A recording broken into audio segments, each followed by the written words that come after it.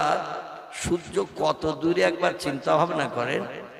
বিজ্ঞানীরা এই তত্ত্বটা দিল কি করে আমি সেটাও আপনাদের কাছে বলি, যদিও মগজে ধরে রাখতে পারেন। সূর্য প্রথম পূর্ব দিকে উদয় হয়ে যখন লাইট ছাড়ে, আলো, এই আলোটা পৃথিবীর জমিনে এসে জমিনে লাইট আর সূর্যের আলো পড়তে সময় লাগে 8 মিনিট। ক মিনিট বললাম?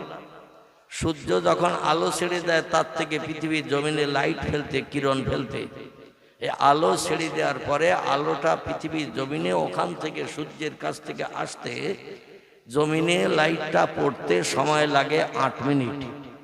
আর এক এক সেকেন্ডে সূর্যের গতি থাকে 86,000 কিলোমিটার। কত সেকেন্ডে বললাম? 1 সেকেন্ডে।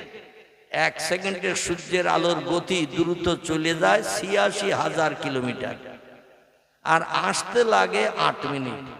এইটাকে নিয়ে বিজ্ঞানীরা গুণ করে তত্ত্ব দিয়েছেন, পৃথিবীর জমিন থেকে সূর্য যেখান থেকে আলো দেয়, এই জমিন থেকে সূর্যের দূরত্ব হলো 9,30,00,000 মাইল দূর।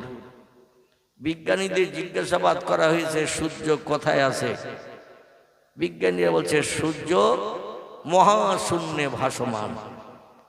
পয়গম্বর মুহাম্মদ রাসূলুল্লাহ এই মাসের 26 তারিখের দিনগত রাত আল্লাহর সঙ্গে যেদিন দিদার করতে গিয়েছিলেন, সেদিন তিনি আল্লাহর বানানো কিছু সৃষ্টির রণকৌশল দেখলেন, আল্লাহর বানানো সৃষ্টির কিছু নমুনা দেখলেন, যে নমুনাগুলো কিয়ামত পর্যন্ত এখনো পৃথিবীর বিজ্ঞানীরা ধরতে পারেনি। নবী যে তত্ত্বগুলো দিয়েছেন সাহাবীরা হাদিসে লিপিবদ্ধ করেছেন। এখন একটা তথ্য আমরা মিথ্যা বলে ধারণা করব কি? একটা তত্ত্ব মিথ্যা বলে ধারণা করব? যদি আমরা নবীজির একটা তত্ত্ব হাদিসের কথা মিথ্যা বলে ধারণা করি, আমাদের ঈমান নষ্ট হয়ে যাবে। আর যাদের ঈমান থাকবে না তাদের জায়গা কোথায় হবে? তাদের জায়গা হবে জাহান্নাম, কোনো সন্দেহ নাই। এই জন্য আল্লাহ বলছেন মান আমানা বিল্লাহ, আমি যে তোমাদের একজন প্রভু আছি, আমারে কোনোদিন তোমরা দেখতে পাবে না, আমারে না দেখে বিশ্বাস করতে হবে যে আমি একজন স্রষ্টা মালিক, সব সৃষ্টির আছি। 2 নম্বর আর একটা বিশ্বাস তোমাদের করতে হবে না দেখে, সেটা হলো অল ইয়াউমিল আখির, পরকালে কি আমি রেখেছি তোমাদের জন্য, মরণের পরে পরকাল। এই পরকালে আমি তোমাদের জন্য কি রেখেছি সেটাও পৃথিবীতে বেঁচে থাকতে দেখতে পাবে না। সেটা মরণের পরে আবার জিন্দা করা হবে, সুম্মা ইউহয়িকুম, তোমাদের আবার জিন্দা করা হবে।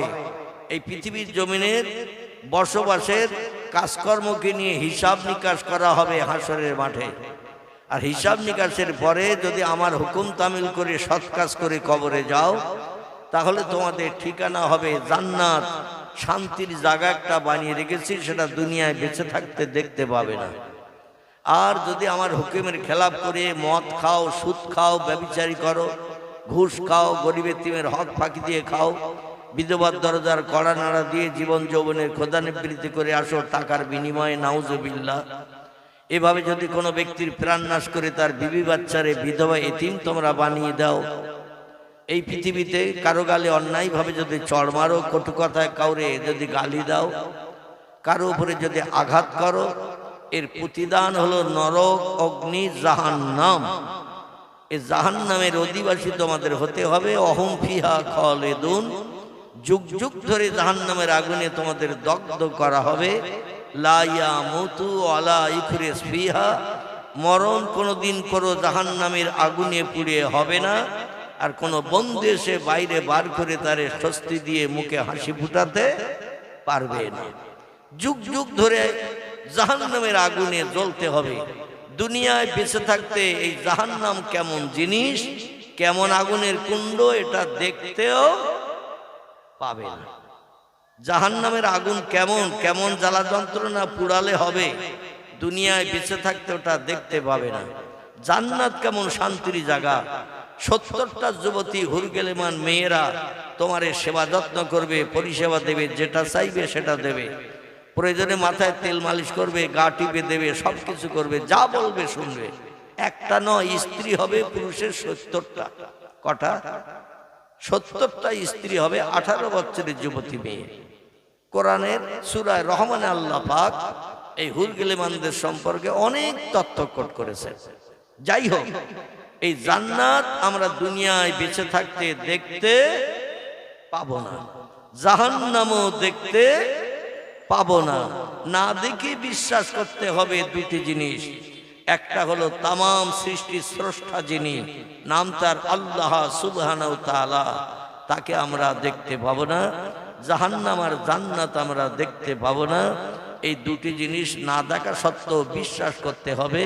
এর আরবি নাম হলো ঈমান, বাংলা নাম হলো বিশ্বাস। আর জাহান্নামের আগুন থেকে নিষ্কৃতির জন্য, স্বস্তি পাওয়ার জন্য যদি জাহান্নামের ভয়ে তোমরা কোনো সৎ কাজ করো, আমি আল্লাহ আমার হুকুম তামিল করো, আমার হুকুমের যদি মর্যাদা তোমরা দাও, তাহলে ও আমিলা সালেহা, একটু ভালো ভালো কাজ, সৎ কাজ, ভালো ভালো কাজ করো। ভালো কাজ কি? মুয়াজ্জিন আযান দিলে সেই ওয়াক্তের নামাজ পড়তে হবে। রমজান মাস আসলে 1 মাস দাঁতে দড়ি দিয়ে না খেয়ে পিপাসায় কাতর হয়ে সন্ধ্যার মাগরিবের আযান পর্যন্ত অনাহারা থাকতে হবে। আল্লাহ সারা জীবনে একটাবার যদি সোনার মক্কা মদিনা দেখার মতো টাকা জোগাড় করে দেয়, আপনাকে হজ পাক করতে হবে। এটা হলো আল্লাহর ফরজ হুকুম। এটা প্রত্যেকটি ইমানদার মুমিন মুসলমানদের আদায় করতে হবে, না করলে অপরাধী সাব্যস্ত হতে হবে। নবী বলছেন হজে যাওয়ার মতো টাকা জোগাড় হলো, কিন্তু সেই লোকটার হজে যাওয়ার মতো টাকা জোগাড় হওয়ার পরে জমি কিনে একটু জমি বাড়ালো, দোকান করে দোকান বাড়ালো, ব্যবসা বাড়ালো, বলল পরের বছর যাব, তারপরের বছর যাব, কিন্তু দেখা গেল পরে আর টাকা জোগাড় হলো না। আল্লাহ নবী বলছেন ফালাইসা মিন্নি মিন ইয়াউমিল কিয়ামাত, হাসরের মাঠে ওই লোকটার সঙ্গে আমার কোনো সম্পর্ক থাকবে না, সে আমার কেউ না, আমি তার কেউ না। এমনকি পয়গম্বর আরো তথ্য দিয়েছেন, মরণের পরে কবরে তার চেহারাটা শুকর মার্কা হবে। জোরে বলুন একটু নাউজুবিল্লাহ, একটু জোরে বলেন নাউজুবিল্লাহ। তবে যারা গরিব মানুষ, এদের জন্য যাকাত দিতে হবে না, হজ করতে হবে না। শরীয়তের 5টা স্তম্ভের ভিতরে 3টি তাদের পালন করতে হবে। একটা হলো আল্লাহর না দেখে স্রষ্টা বলে মানতে হবে, পয়গম্বর মুহাম্মদ রাসূলুল্লাহর নেতৃত্ব জীবনে বিশ্বাস করে নিতে হবে। তার মতো ভালো নেতা, ভালো মানুষ পৃথিবীতে আর কেউ বলেন নাই। এইটা আমি একটু শুনতে চাচ্ছিলাম, এই নাই শব্দটা আপনারা বললেই নবীজির উপরে ঈমান আনা হলো। খোদার কসম, হাসরের মাঠে নবী আপনারে ফেলে জান্নাতে যাবে না। জোরে বলুন একটু সুবহানাল্লাহ। এই জন্য নাই শব্দটা বলা যাবে না, যাবে না। নবীর মতো ভালো নেতার কেউ নাই, এই শব্দটা বললে নবীর উপরে আপনার মহব্বত, প্রেম, ভালোবাসার নমুনা রক্ষা হলো। আর নবী এই রকম উম্মতকে হাসরের মাঠে বিপদে রেখে জান্নাতে যাবেন না। জোরে বলি একটু সুবহানাল্লাহ। আমার ভাইরা, এই জন্য আল্লাহ পাক যদি জীবনে একটাবার বিশ্ব নবীর মাতৃভূমি মৃত্যুভূমির দেশ দেখার মতো অর্থ জোগাড়ের তৌফিক দেন, জায়গা জমির মোহমায়ায় পড়ে যে টাকাগুলো খরচ করা শরীয়তে কিন্তু বৈধ নয়, কারণ পরবর্তীতে আপনার টাকা জোগাড় নাও হতে পারে। আমাদের মাযহাবের ইমাম আবু হানিফা রাহমাতুল্লাহ আলাইহি বলছেন, লোকটার সংসারের উন্নতির জন্য জায়গা জমি কিনলো, ব্যবসা বাড়ালো, কিংবা অন্য কোনো কাজে খরচ করলো, সামনের বছর পরের বছর যাব, যদি আর ব্যবসায় লাভ না হয়, জায়গা জমিতে ফসল যদি ভালো না হয়, তাহলে টাকার জোগাড় হলো না, ওই লোকটি হজ পাক আর করতে পারলো না। ইসলাম শরীয়তের 5টি ভিত্তি ফরজের ভিতরে একটি ফরজ তার নস্যাৎ হয়ে গেল। ইমাম আবু হানিফা বলছেন, আল্লাহ নবী বলছেন সে আমার উম্মত না, আমি তার উম্মত না। আর নবী যদি কারো উম্মত বলে পরিচয় না দেয়, তাহলে তার জন্য তো জান্নাত হালাল হবে না। এই জন্য ইমাম আবু হানিফা বলছে, পরবর্তীতে ওই লোকটিকে যদি ভিক্ষা করেও হজে যেতে হয়, তাও তারে হজ আদায় করতে হবে। শরীয়তের 5ম স্তম্ভ হজ, এটা হলো ফরজ, ফরজ, ফরজ। এটা তার আদায় করে কবরে যেতে হবে। আদায় করে কবরে যদি না যায়, তার চেহারা কিন্তু শুকর মার্কা হবে। জোরে বলুন একটু নাউজুবিল্লাহ। আমার ভাইরা, পয়গম্বর মুহাম্মদ রাসূলুল্লাহ সাল্লাল্লাহু আলাইহি সাল্লাম তিনি এমন একজন সেরা ব্যক্তিত্ব, আল্লাহ পাকে মেরাজ করিয়ে তাকে এমন এমন জিনিসগুলো বাস্তব চোখে দেখিয়েছিলেন, কিয়ামত অবধি পৃথিবীর কোন দেশের মানুষ বাস্তব চোখে দেখার সুযোগ পায়নি এবং পাবে না। এটা নবীজি সেরা, সেইটাই আল্লাহ পরিলক্ষিত করার জন্য, সেইটাই সেরা বিবেচিত করার জন্য এই মেরাজ নবীজিকে করিয়েছিলেন। কিয়ামত অবধি কোনো ব্যক্তি আর মেরাজ করতে পারবে না, দুনিয়ার জমিনে জিন্দাবস্থায় আসমান পাড়ি দিতে পারবে না। কেবল একজন ব্যক্তি জিন্দাবস্থায় আসমান পাড়ি দিয়েছিলেন, জিন্দাবস্থায় মহান পাক রব্বুল আলামিনের চেহারা দেখার সুযোগ পেয়েছিলেন। শুধু তাই নয়, এক রাতে পৃথিবীর 3টে দেশ পরিভ্রমণ করানোর পরে ওই যে বাইতুল মুকাদ্দাসের নাম আপনাদের কাছে করছিলাম, এই বাইতুল মুকাদ্দাসে জিবরিল আমিন তাকে বোরাকের পিঠে করে নিয়ে পৃথিবীর 3টে দেশ পরিভ্রমণ করিয়ে ওখান থেকে বাইতুল মুকাদ্দাসের চাতওয়াল, যে বড় চাতওয়াল, দিল্লির জামে মসজিদ আপনারা অনেকে দেখে থাকবেন, যারা ট্যুর করতে বেড়াতে যান, দিল্লি যান, কাশ্মীর যান, পাঞ্জাব যান, যান না সারহান যান না, অনেকে যায়, বেড়াতে যায়। দিল্লির জামে মসজিদ, যেখানে 1 লক্ষ মানুষ একসঙ্গে জামাতে নামাজ পড়তে পারে। কতটা বললাম? 1 লক্ষ মানুষ একসঙ্গে জামাতে নামাজ পড়তে পারে। এই মসজিদের চাতওয়াল যেমন বিরাট এরিয়ার, বিরাট এলাকার, ওই রকম বাইতুল মুকাদ্দাসের চাতওয়ালটা বিশাল বড় এরিয়ার এলাকার। এই 2 রাকাত নামাজ আদায় করে ফাআযিনাল মুয়াজ্জিন জিবরিল আমিন আলাইহিস সালাম নিজেই মুয়াজ্জিন হয়ে সেদিন রাতের বেলা আজান দিয়েছিলেন। যেমন পৃথিবীতে 2টি মসজিদে গভীর রাত্রে আজান হয়। বলতে পারবেন মসজিদ 2টির নাম কি? যদি পারেন আলহামদুলিল্লাহ, না পারলে আমি বলে দেব। আর 2টি মসজিদ, একটি মসজিদের নাম হলো মসজিদে হারাম, মক্কার কাবা শরীফের মসজিদ। এখানে রাত্রের 3টের সময় আজান হয় নামাজ পড়ার জন্য। এই আজানটি হলো তাহাজ্জুদের নামাজের আজান। কিসের নামাজ হলো? তাহাজ্জুদের নামাজের আজান। বাড়তি যে 4 ওয়াক্ত নামাজ আছে ফরজ হুকুম ছাড়া, বাড়তি যে 4 ওয়াক্ত নামাজ আছে, একটির নাম হলো ইশরাক, একটির নাম হলো চাশ, একটির নাম হলো আওয়াবিন, একটির নাম হলো তাহাজ্জুদ। এই 5 ওয়াক্ত ফরজ নামাজ ছাড়া বাড়তি আরো 4টি ওয়াক্ত নামাজ আছে। এই 4টি ওয়াক্তের ভিতরে সবথেকে উত্তম দামি মর্যাদাবান নামাজের ওয়াক্ত যেটি, সেটি হলো রাত্র 2য় প্রহরের পর থেকে নিয়ে রাত দুপুরের পর থেকে নিয়ে ফজরের আজানের আগ পর্যন্ত। এই সময়টাকে আরবিতে বলা হয় তাহাজ্জুদ। ওমিনাল লাইলি ফাতাহাজ্জাদ বিহি নাফিলাতাল লাক আসা আইয়াবআসাকা রাব্বুকা মাকামাম মাহমুদা। জোরে বলুন একটু আল্লাহু আকবার। আল্লাহ পাক কোরআনের 15 পারা সূরা বনী ইসরাইলের ভিতরে এই তাহাজ্জুদ নামাজের কথা উল্লেখ করে দিয়েছেন। যারা তাহাজ্জুদের নামাজ আদায় করে, বিবি বাচ্চার মায়া ছাড়ে, শান্তির সোজা বিছানায় লাথি মারে, ঘুমকে হারাম করে রাত জেগে জেগে যারা তাহাজ্জুদের নামাজ পড়ে, আল্লাহর অতি তাড়াতাড়ি তারা আপন বানানোর সুযোগ পেয়ে যায়। আরো একটু জোরে বলুন সুবহানাল্লাহ। কোন ব্যক্তি যদি আল্লাহরে আপন বানাতে চায়, আল্লাহর কাছের ব্যক্তি বানাতে চায়, আল্লাহর অতি আপন যদি কেউ হতে চায়, তাকে একটু রাত জেগে জেগে ঘুমকে হারাম করে বিবি বাচ্চার মায়া ছেড়ে বিছান সজ্জায় লাথি মেরে জায়নামাজের পাটিতে দাঁড়াতে হবে। যারা দৈনন্দিন রাতের গভীরে ঘুম হারাম করে এই তাহাজ্জুদের নামাজ আদায় করে, আল্লাহ অতি তাড়াতাড়ি তাদের আপন হয়ে যায়। ওই বান্দার বিপদে মুসিবতে দুঃখে দুর্দশায় অভাবে সমস্যায় রোগে শোকে সাহায্যের জন্য আর কারো কাছে হাত পাতার দরকার হয় না। আল্লাহ তার জন্য যথেষ্ট। জোরে বলুন একটু সুবহান। আমার ভাইরা,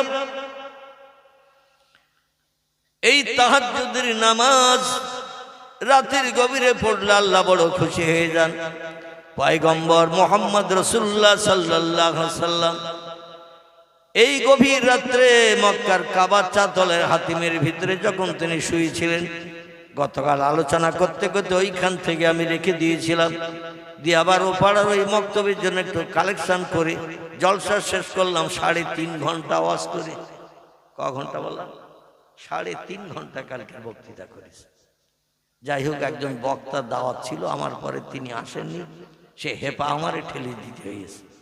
আবার শেষে একটু কালেকশন করতে হয়েছে, 60 কেজির মতো গোশত তুলতে হয়েছে, টাকা প্রতিশ্রুতি বিভিন্ন, যাই হোক তুলে তুলে দোয়া করে বাড়ি গিয়েছিলাম। কাল মোটর সাইকেলে 4 চাকা গাড়ি আনতে পারিনি, গাড়ি বাড়ি ছিল না।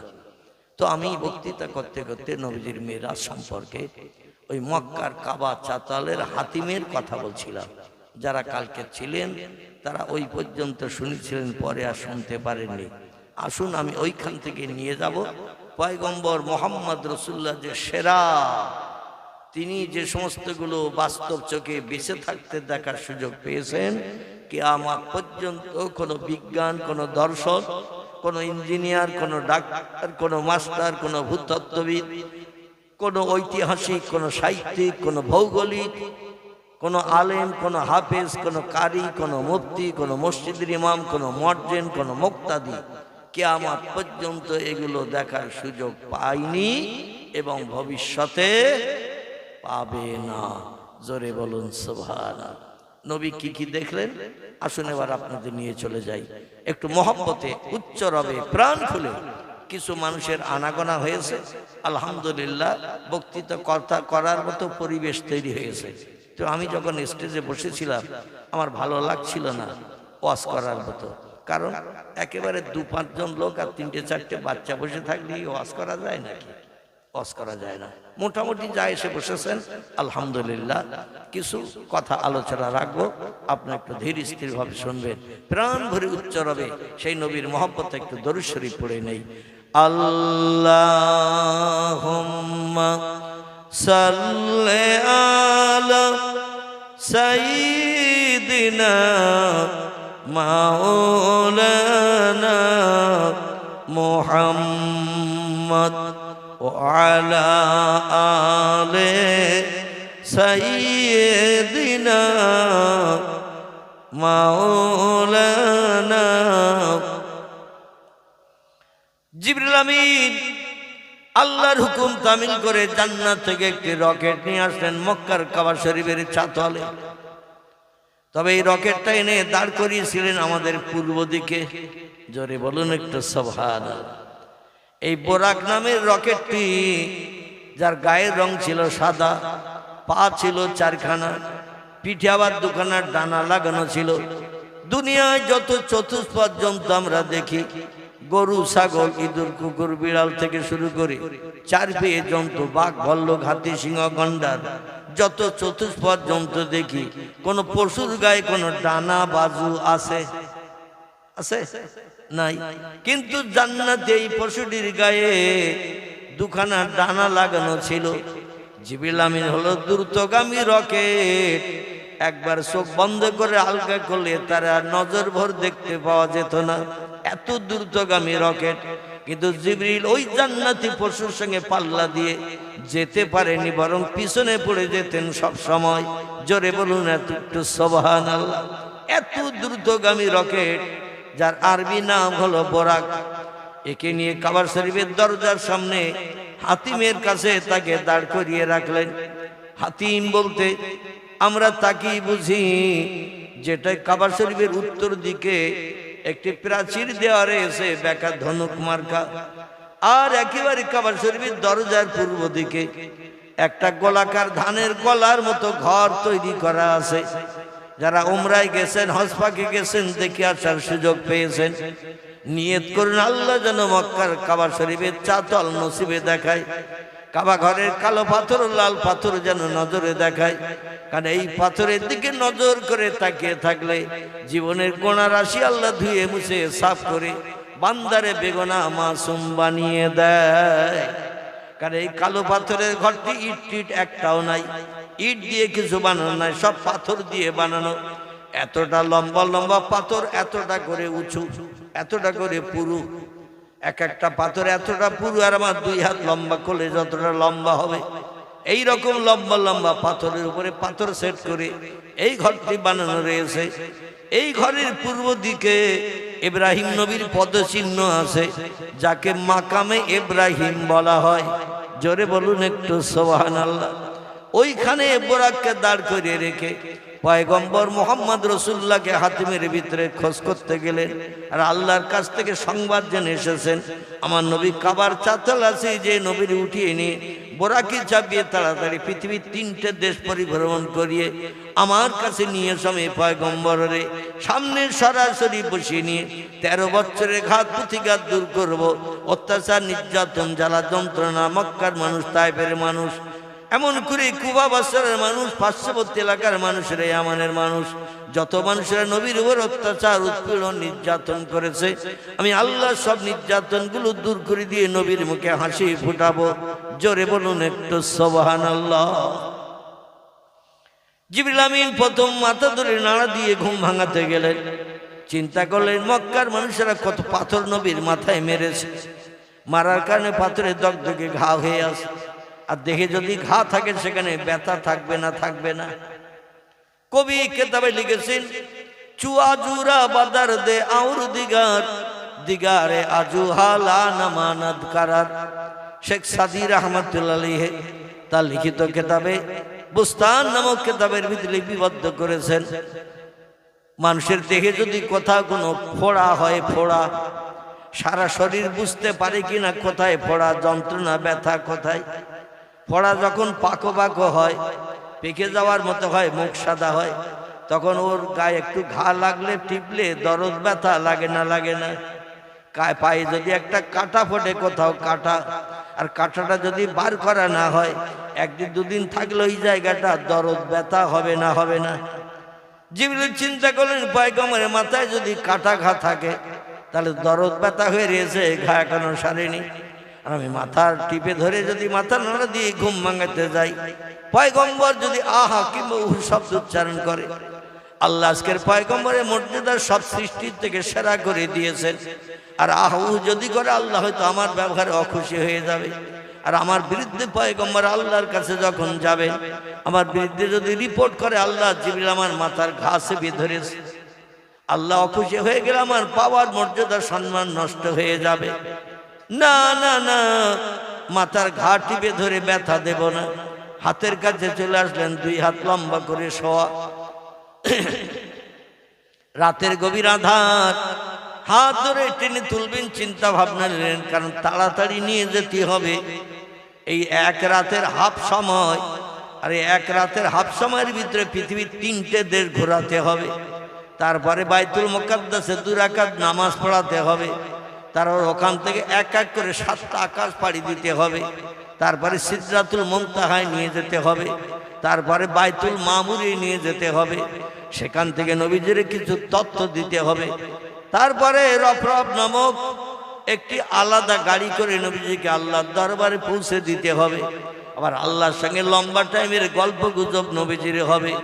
গল্প শেষ করে আবার ফিরে আসবেন যখন নবীজি এমন করে মুসা নবীর সঙ্গে সাক্ষাৎ করে নিচে, আল্লাহ পাক আমাকে হুকুম করেছেন নবীজিকে জান্নাত দেখাতে হবে, নবীজিকে জান্নাতের সুখ শান্তি দেখাতে হবে, জান্নাতের আযাব কষ্ট দেখাতে হবে।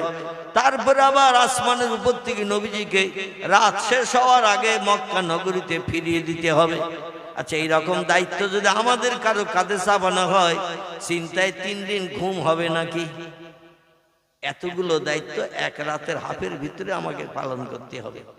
আর ইয়াফআলুনা মা ইউমারুন, আল্লাহ বলছেন আমি যখন যেটা বলি ফেরেশতারা যদি আমার হুকুমের খেলাফ করে, আমার লানাত অভিসম্পদ তাদের উপরে নিক্ষিপ্ত হয়, পাওয়ার মর্যাদা শেষ করে নেওয়া হয়, তাদের আমি আল্লাহ পাক চির জাহান্নামী বানাই। জোরে বলি একটু নাউজুবিল্লাহ। এই জন্য ফেরেশতারা সবসময় আল্লাহর হুকুমকে বাস্তবে রূপদানের জন্য সচেষ্ট থাকে। সবসময় আল্লাহর হুকুমকে বাস্তবে রূপদান করে আল্লাহরে খুশি করার জন্য তারা সবসময় ব্যস্ত থাকে। আমার ভাইরা হাতের কাছে আসলেন, হাত ধরে টেনে তুলবেন। ওই কাবা শরীফের চাতাল হাতিমের ভিতর থেকে চিন্তা করলেন হাতে কোথায় পাথরের ঘা আছে তা তো জানি না। আর এই পাথরের ঘায়ে যদি আমি টিপে ধরে হাত ধরে টানি, নবী যদি উহু শব্দ উচ্চারণ করে, আহা বলে চিল্লিয়ে ওঠে, আর আমার বিরুদ্ধে আল্লাহর কাছে যে রিপোর্ট করে দেয়, তাহলে আমার মর্যাদার সম্মান শেষ হয়ে যাবে। তা করব না। কি করে নবীজির ঘুম ভাঙায়? তফসিরকাররা তফসিরের ভিতরে লিখেছেন, কোন মানুষ যদি কাল ঘুমে ঘুমিয়ে থাকে, অসুস্থ ব্যক্তি, দুর্বল ব্যক্তি, রোগগ্রস্ত ব্যক্তি, দেখবেন এমনি এদের ঘুম হয় না, আবার যখন একটু ঘুমিয়ে পড়ে দেখবেন একটু কাল ঘুমে ঘুমায়। যদি কোনো ব্যক্তি কাল ঘুমে ঘুমিয়ে যায়, এদের ঘুম ভাঙানোর জন্য দুটি প্রসেস অবলম্বন করা যায়। এটা তফসিরের কেতাবে লেখকেরা লিখেছেন। তাতে তার কষ্ট হবে না বটে, তবে ঘুমটা তাড়াতাড়ি ভেঙে যাবে এই প্রসেস দুটি অবলম্বন করলে। একটি প্রসেস হলো, কোনো ব্যক্তি যদি ঘুমিয়ে থাকে আর তার টোটাল দেহের কোনো জায়গায় যদি একটু গরম লাগিয়ে দেন, গরম একটু আগুন যদি সইয়ে দেন, ও লোকটা সঙ্গে সঙ্গে ধড়ফড় করে ঠেলে উঠবে না, উঠবে না। মরা মানুষ শ্মশানের চিতায় পোড়ালে তাই আগুন দিলে ঠেলে ওঠে, আর জিন্দা মানুষের গায়ে আগুন দিলেও কি চুপ করে শুয়ে থাকবে? কি থাকবে? মরা মানুষের গায়ে আগুন দিলে শ্মশানের চিতায় সেও পর্যন্ত ঠেলে ওঠে, আর জিন্দা মানুষের গায়ে আগুন দিলে অবশ্যই তো ঠেলে উঠবে। বাপরে গেছি বলে চিল্লিয়ে উঠবে না, উঠবে না। জিবরিল চিন্তা করলেন, আগুন দিয়ে মুহাম্মদ রাসূলুল্লাহর ঘুম ভাঙাবো না, কারণ আল্লাহ আগুন নবীজির জন্য হারাম বানিয়েছেন, আর আমি সে আগুন দিয়ে নবীর ঘুম ভাঙাবো, ওটা হবে না। যদি আগুন দিলে তাড়াতাড়ি ঘুমন্ত ব্যক্তির ঘুম ভেঙে যায়। 2 নম্বরে আরেকটা কাজ করলে মানুষের ঘুম তাড়াতাড়ি ভাঙে। কাজটা কি বলুন তো? আলহামদুলিল্লাহ, শুধু ঠান্ডা না, একটু পানি যদি গায়ে ছিটিয়ে দেন কোনো ঘুমন্ত ব্যক্তির গায়ে, হালকা একটু পানি যদি ছিটিয়ে দেন, ও সঙ্গে সঙ্গে ঘুম ভেঙে ঠেলে উঠবে না, উঠবে না। আমার ভাইরা, গায়ে একটু পানি ছিটিয়ে দিলে যত কাল ঘুমে ঘুমিয়ে থাক, দেখবেন ও ধড়ফড় করে ঠেলে উঠবে, আর ঠেলে উঠে কিন্তু গালি শুরু করে দেবে, অমুকের বাচ্চা, তমুকের বাচ্চা, গায়ে পানি দিলি কেন? এ বলবে না, বলবে না। জিবরিল চিন্তা করলেন, পানি ছিটিয়ে দিয়ে ঘুম ভাঙাবো না। পয়গম্বর ক্লান্ত পরিশ্রান্ত মার খাওয়া ব্যক্তি, অত্যাচার, উৎপীড়ন, নির্যাতন তিনি খাচ্ছেন, সারা দেহ রক্তপ্লুত হয়ে গেছে, ঘা দগদগে ঘা রয়েছে। পয়গম্বরের গায়ে আগুন দেব না, আবার পানি দিয়েও ঘুম ভাঙাবো না। একটু এক কাজ করি, পানির মধ্যে একটু ঠান্ডা জিনিস পায়ের তলায় লাগাই, যে পায়ের তলায় পাথর মারতে পারিনি, যে পায়ের তলায় আঘাত করতে পারেনি। কারণ মানুষ দাঁড়িয়ে থাকলে পায়ের তলা সেফটি থাকে কিনা? দাঁড়িয়ে যদি থাকে পায়ের তলাটা মাটির সঙ্গে আড়াল সেফটি থাকে কিনা? তাহলে ফেলিয়ে দিতে হবে, দিয়ে পায়ের তলা উঁচু করে তারপরে পায়ের তলা আঘাত করতে হবে। এমনটা ঘটনা পয়গম্বরের পায়ের তলায় ঘটেনি। এই জন্য জিবরিল চিন্তা করলেন, নবীজির পায়ের তলায় আমি নূরের তৈরি ফেরেশতা, আমার জিভটা লম্বা করে পায়ের তলার ধুলোগুলো একটু সেটিয়ে দেই। জোরে বলুন সুবহানাল্লাহ। আল্লাহর টোটাল ফেরেশতাদের ভিতরে যার মর্যাদা সম্মান সব থেকে বেশি, কারণ সমস্ত ফেরেশতা বানানোর আগে আল্লাহ প্রথম বানিয়েছিলেন জিবরিল আমিনকে। কাকে বললাম? জিবরিল আমিনকে প্রথম আল্লাহ বানিয়েছিলেন। তার আগে কোনো ফেরেশতা বানাননি, কোনো হুরগিলেমান বানাননি, অন্য কোনো সৃষ্টি বানাননি, কেবল মুহাম্মদ রাসূলুল্লাহ নূর ছাড়া, বিশ্ব নবীর নূর ছাড়া আর কোনো সৃষ্টি আল্লাহ পূর্বে বানাননি। তারপরে তার ইবাদতের জন্য বানিয়েছিলেন ফেরেশতা জিবরিলকে।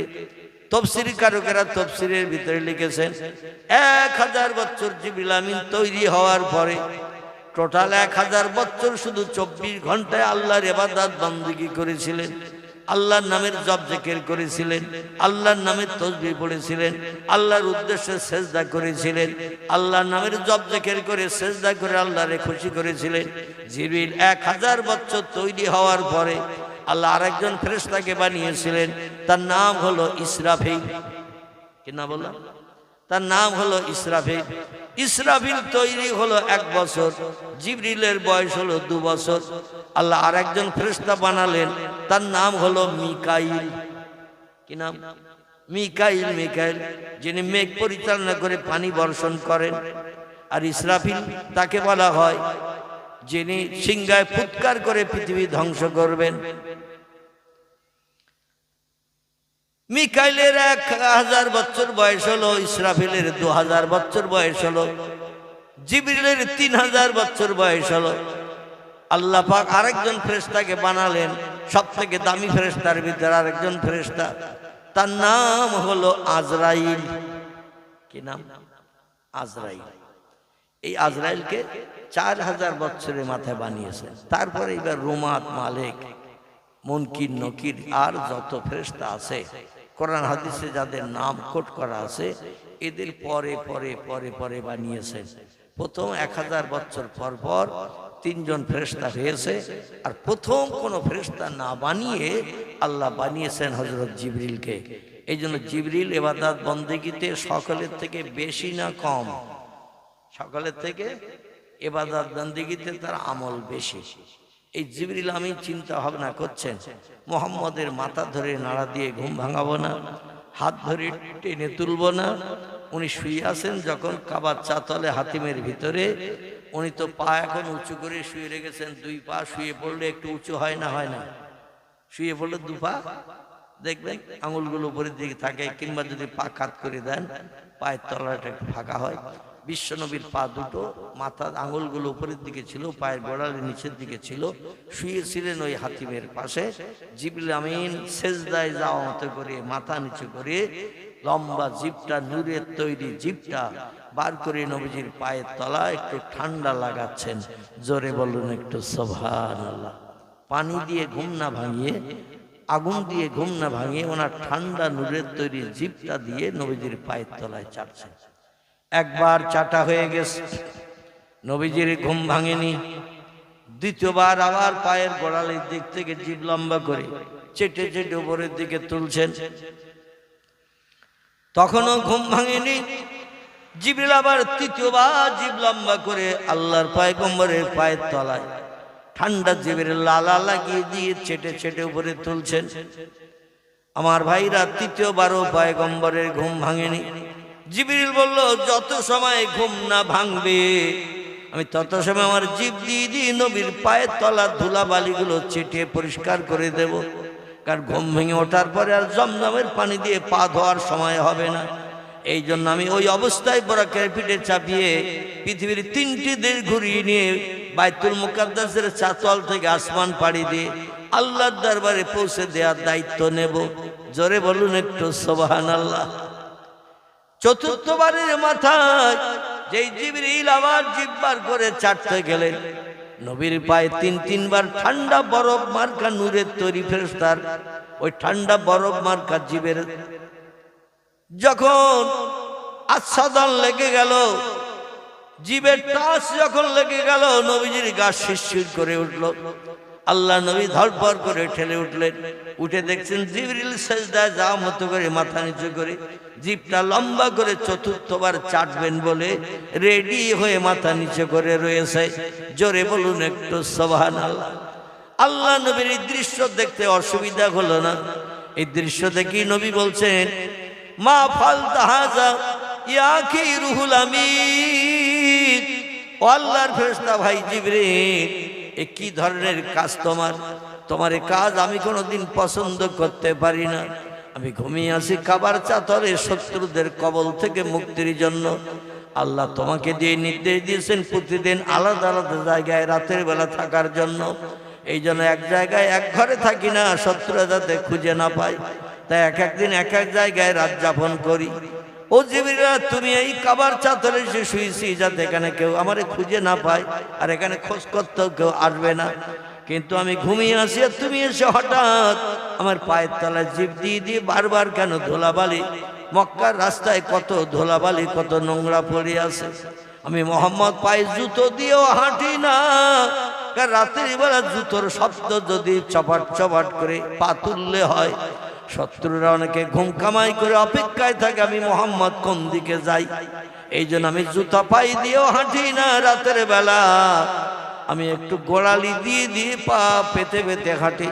পায়ের আঙুল পর্যন্ত ধুলার উপরে লাগাই না, কারণ ধুলার উপরে টোটাল পা পেতে যদি হাঁটা হয়, পায়ের আঙুল থেকে গোড়ালি পর্যন্ত একটা ছাপ পড়ে যায় নরম ধুলার উপরে। আর এই সাপ দেখে দেখে আমি মোহাম্মদ আমার খোঁজ পেয়ে যাবে। এই জন্য খালি পায়ে মক্কার জমিন আমি রাতের গভীরে মোহাব্বতের সঙ্গীদের কাছে দিন শরীয়তের কথা বলতে যাই। এই জন্য পায়ের গোড়ালি দিয়ে দিয়ে চেপে চেপে যাই, পায়ের পাতাও ফাটি না। কত ধুলাবালি আমার পায়ের তলায় লেগে আছে জানি না। আর তুমি হলে আল্লাহ শ্রেষ্ঠ ফেরেশতা, সব থেকে বেশি ইবাদত করছো তুমি আল্লাহর।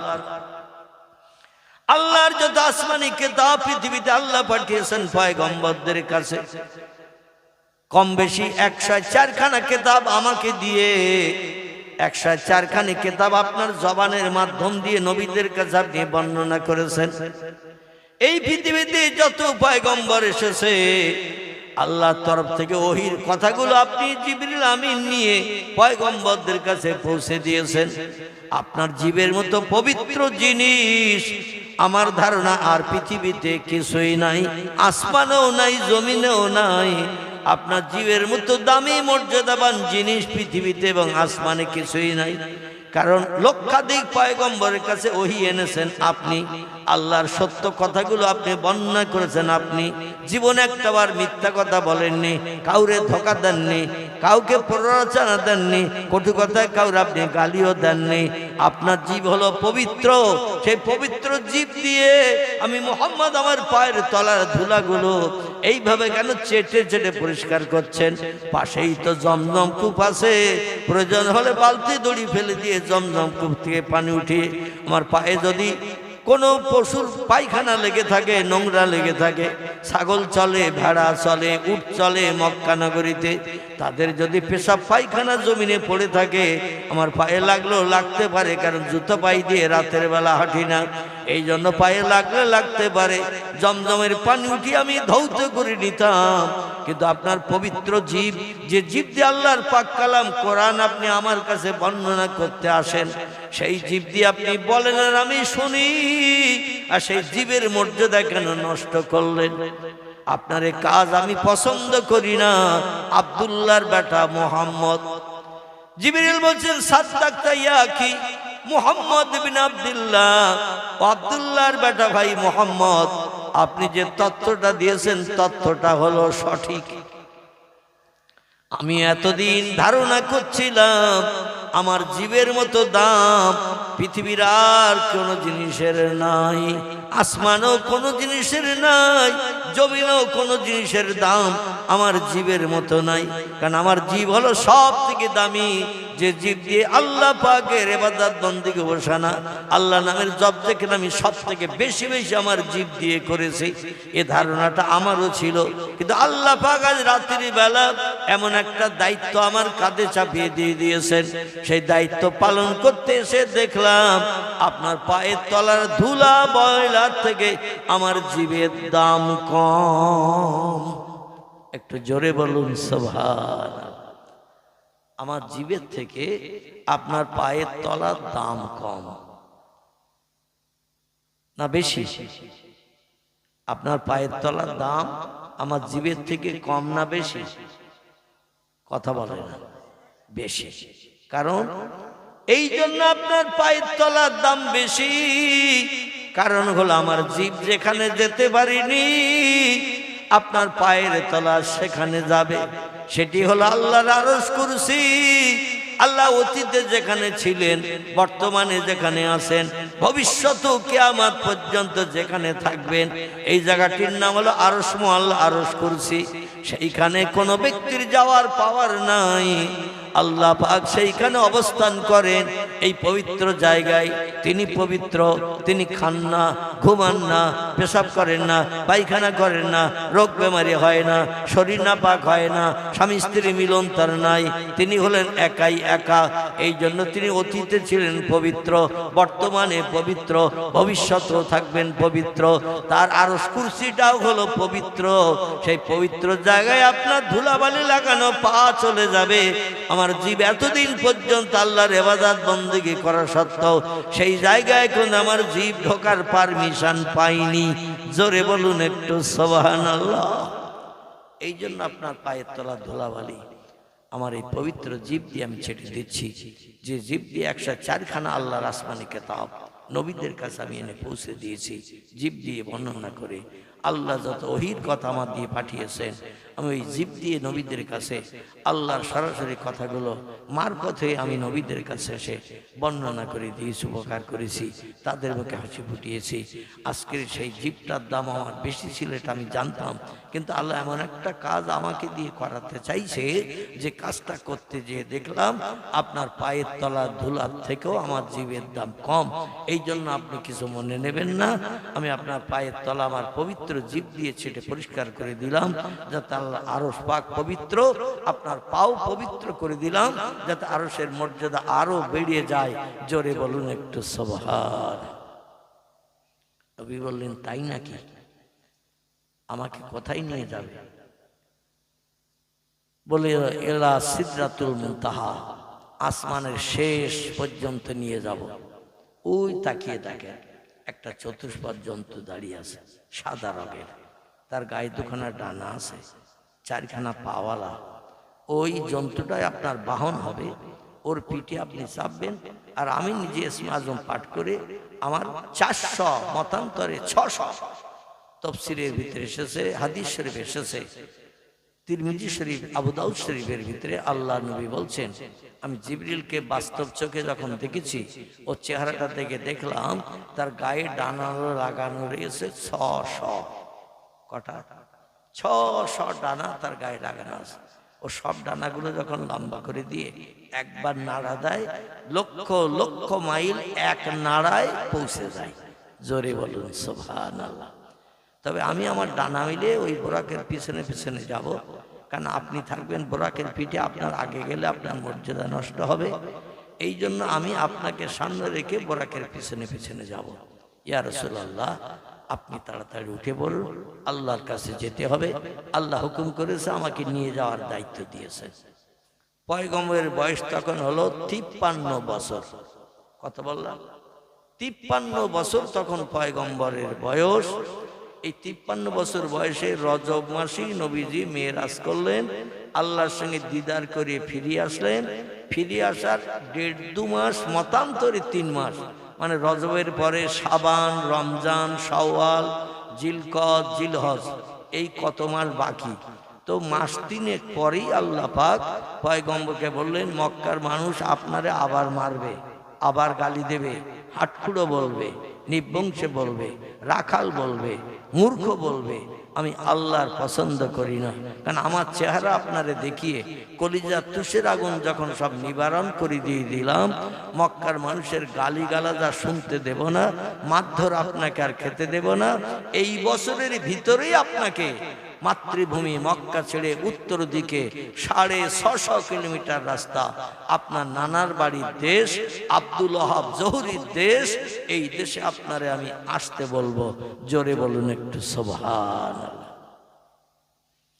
আমার ভাইরা, পয়গম্বর বললেন মাবুদের কাছে যেতে হবে। জিবরিল বললেন না। বলে, তাহলে একটু অপেক্ষা করে সময় দাও, আমার দেহ পিঞ্জরটা একটু পবিত্র বানিয়ে নেই, কারণ আল্লাহু ইউহিব্বুল মুতাহহিরিন, আল্লাহ নিজে পবিত্র, তাই পবিত্র বান্দা বান্দীদের পছন্দ করেন বেশি। এই জন্য আমি মোহাম্মদ ঘুমিয়েছিলাম, আমার দেহটা নাপাক হয়ে গেছে, এই জন্য আমার দেহটা আমি একটু পবিত্র বানাবো।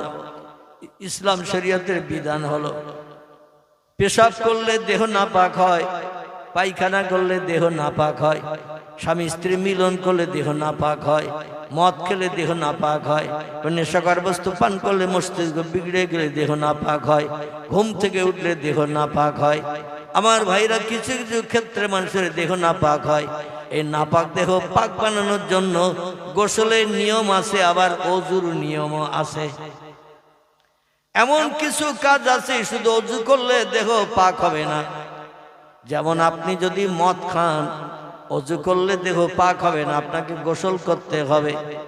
যদি স্বামী স্ত্রী মিলন করেন, ওযু করলে দেহ পাক হবে না, গোসল করতে হবে। আমার ভাইরা, এইভাবে পৃথিবীতে কিছু কিছু কাজ আছে যে কাজগুলো করলে গোসল প্রয়োজন, আবার কিছু কিছু কাজ আছে সেগুলো গোসল না করে ওযু করলে দেহ পবিত্র হয়ে যায়। ঘুম থেকে উঠলে শুধু ওযু করলে হবে, পেশাব করলে ওযু করলে হবে, পায়খানা করলে ওযু করলে হবে, ঘুম থেকে উঠলে ওযু করলে হবে, তখন আর গোসলের কোনো প্রয়োজন হবে না। আল্লাহর পয়গম্বর বলেন একটু উজু করিনি, আমাকে একটু জমজম কূপের ধারে যেতে যাও।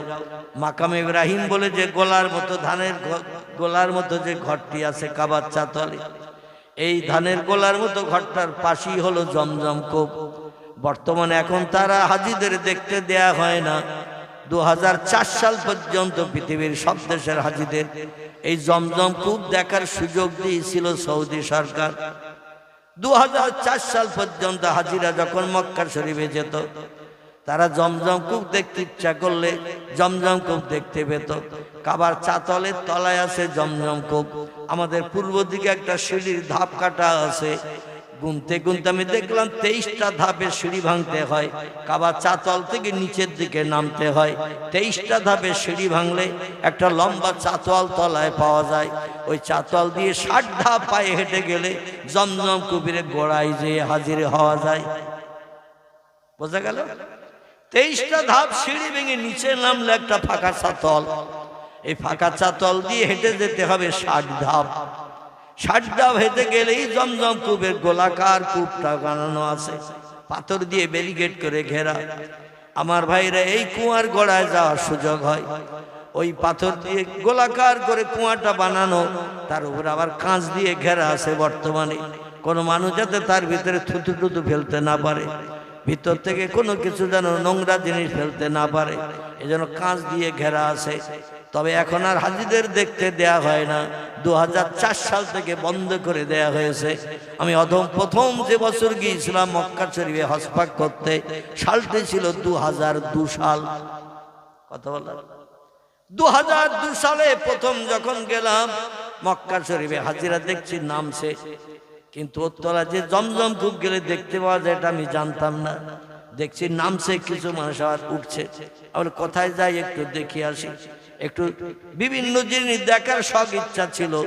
কম বেশি মক্কা শরীফে 12 কিলোমিটার পর্যন্ত রাস্তা আমি পায়ে হেঁটে হেঁটে ঘুরেছি। 12 কিলোমিটার পর্যন্ত পাহাড়ি এলাকায় ঘুরে ঘুরে দেখেছি। পয়গম্বর যেখানে 53 বছর বয়স পর্যন্ত যে দেশে হেঁটে হেঁটে বেরিয়েছেন, নবীজির বহু স্মৃতি চিহ্ন মক্কা নগরীতে বিদ্যমান। এগুলো হাঁটলে ঘুরলে দেখতে পাওয়া যায়। কিন্তু অধিকাংশ হাজি, শতকরা 98 বললে ভুল হবে না, শতকরা 98% হাজি এসি ঘরের ভিতরে ঢুকলে আর বাইরে বার হয় না। কারণ প্রত্যেকটা হাজিদের জন্য এয়ার কন্ডিশন এসি ঘর, আর এসি ঘরে ঢুকলে আর রোদ্রে কেউ বার হতে চায় না। যারা একটু স্বস্তি শান্তি পেতে চায় তাদের নসিবে নবীজির বাস্তব জীবনের স্মৃতি চিহ্ন দেখা তাদের নসিবে আর জোটে না।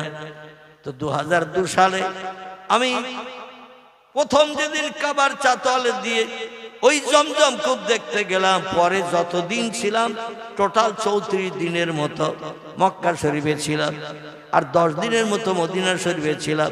এই 34 আর 10 44 45 দিনের দিন আবার আমাদের দমদম এয়ারপোর্টে ফিরিয়ে দিয়েছিল সরকার বাই প্লেনে করে। এই 34 দিনই আমি যখন এই পিপাসা লাগতো জমজম কূপের গোড়ায় যে পানি পান করার চিন্তা নিতাম। যখন এই পিপাসা লাগতো, সাইডে সব ট্যাপ লাগানো আছে কাবা শরীফের সাইডে, জমজম কূপ থেকে মেশিনের মাধ্যম দিয়ে পানি তুলে সাইডের ট্যাপে সব পানি ভরা। আপনি ট্যাপ মোড়া দিলে পানি পাবেন। কিন্তু আমি মনে মনে চিন্তা করলাম, পাইপের মাধ্যম দিয়ে ট্যাপে পানি ভরে দিয়েছে, ওই ট্যাপের পানি আর খাবো না, একেবারে কুয়ার গোড়ায় যেয়ে খাবো। এই চিন্তা নিয়ে 34 দিন ওই জমজম কূপের গোড়ায় নেমে যেতাম পিপাসা লাগলে। 23টা ধাপ সিঁড়ি ভেঙে নিচে নামতে হবে, আর 60 ধাপ পায়ে হেঁটে এগিয়ে যেতে হবে কাবা শরীফের দিকে। গেলে ওখানেই জমজম কূপের গোড়া, ঠিক কোমর সমান পাথর দিয়ে উঁচু করে ঘেরা, তার উপরে কাঁচ লাগানো, আর পাশেই রয়েছে ওখান থেকে পাইপ লাইনের ট্যাপ, একেবারে কুয়ার গোড়ায় ট্যাপ। জোরে বলুন সুবহানাল্লাহ। 2007 যখন গেলাম, যেই হাজার চেষ্টা করলাম কাবা শরীফের চাতলে, সেই সিঁড়ির গেট আর নাই, অটোমেটিক সৌদি সরকার বন্ধ করে দিয়েছে 4 সালে। আর আমি দ্বিতীয়বার গেলাম যখন 2007, জমজম কূপ আর হাজিদের নসিবে দেখা জোটে না, এখনো আর দেখা জোটে না, সরকার আর দেখতে দেয় না। যাই হোক, আল্লাহর পয়গম্বর ওই কুয়ার ভিতরে বালতি দড়ি ফেলে দিয়ে দিলেন রাতের বেলা। বালতি দড়ি ফেলে দিয়ে একটু পানি উঠালেন, সেই পানি দিয়ে দেহটা উজু করে পবিত্র বানিয়ে নিলেন। পবিত্র বানিয়ে নিয়ে বলেন, ইযহাব ইয়া আখি রুহুল আমিন, ও ভাই জিবরিল গো, আল্লাহ নূরে তাজুলি চেহারা দর্শন করব, তোমার মুখে খবর শুনে কলিজা আমার আনন্দে আত্মহারা হয়ে গেছে, কলিজা আমার ভরপুর হয়ে গেছে গো ভাই জিবরিল, তাড়াতাড়ি নিয়ে চলো, আমি পাগল পারা হয়ে যাচ্ছি মাবুদের দেখবো বলে। যে আল্লাহর কথা মক্কার মানুষের কাছে বলতে, যে তাইফের মানুষের কাছে বলতে, যে কুফা বসরা মানুষের কাছে বলতে, যে আমি মার খেয়ে খেয়ে সারাটা দেহ, আমি একেবারে বসন্তের দাগের মতো সারা দেহ দাগ করে দিয়েছি, ঘা বানিয়ে দিয়েছি। সেই মাবুদ আজ আমার সঙ্গে সাক্ষাৎ করবেন, আমার দুঃখ কথা শুনবেন, মুসিবতের কথা শুনবেন, অভাবের কথা শুনবেন, আমার একটু তাড়াতাড়ি করে নিয়ে চলো। জিবরিল বললেন, ইয়া রাসূলুল্লাহ, ইরফা, উঠে পড়ুন এই বোরাকের পিঠে। আল্লাহ নবী বলছেন, জিবরিল গো, এই চতুর্পাদ যন্ত্রের ভিতরে উঠতে হবে। জিবরিল বলেন, নাম ইয়া রাসূলুল্লাহ, এর গায়ে দুখানা ডানা আছে, উঠে বললে আপনাকে উড়িয়ে নিয়ে চলে যাবে মহাশূন্য, কোনো অসুবিধা হবে না। আর আমি গাইডম্যান হিসেবে আপনার পিছনে পিছনে যাব, কোনো অসুবিধা নাই, নিশ্চিন্ত মনে, ওয়ালা তাহজান ওয়ালা তাখাফ, কোনো ভয় নাই, চিন্তা নাই, নিশ্চিন্ত মনে উঠে পড়ে। আল্লাহ নবী আল্লাহ দেখবে বলে পাগল পারা হয়ে যায়। যেই বোরাকের পিঠে উঠতে গেল, বোরাক পাছা ঘুরিয়ে অন্যদিকে পাছা ঘুরিয়ে নিয়ে গেল। ঘোড়ার পিঠে উঠতে গেলে ঘোড়াটা একটু দাঁড়িয়ে থাকতে হবে না, হবে না? ও যদি চলাফেরা করে ওঠা যাবে ঘোড়ার পিঠে, উট যদি চলাফেরা করে ওঠা যাবে তার পিঠে, হাতি যদি চলাফেরা করে ওঠা যাবে তার পিঠে। একটু দাঁড়াতে হবে এবং যিনি উঠবেন তার ওঠার একটু সুযোগ করে দিতে হবে। তো নবী বলছেন, একটু মাজা নিচে করলে আমারে পাউসি করে উঠতে সুবিধা হতো, কিন্তু তো পাছা ঘুরিয়ে নিয়ে যাচ্ছে, আমার তো উঠতে দিচ্ছে না। এ ভাই জিবরিল, কি রকেট তুমি এনেছো আমারে মাবুদের কাছে নিয়ে যাওয়ার জন্য? গাড়ি আসলেই তো আমারে নিতে চায় না। জিবরিল বলছেন, কুমিয়া কি মোহাম্মদ, ও ভাই মোহাম্মদ, একটুখানি দাঁড়ান।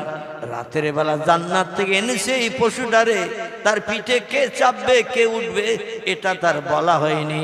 এই জন্য আপনাকে সাধারণ মানুষ মনে করে ও জান্নাতের পশুর দাম বেশি, মর্যাদা বেশি, এই চিন্তা ভাবনা করে আপনাকে পিঠে উঠতে দিচ্ছে না। রাতের বেলা আপনাকে হাতিমের ভিতরতে উঠিয়ে আনলাম, জমজম কুবের পানি দিয়ে আপনি ওযু করে দেহটা পবিত্র বানিয়ে নিলেন। এবার মাবুদের সঙ্গে দর্শন করতে যাবেন, কিন্তু আপনাকে পিঠে উঠতে দিচ্ছে না।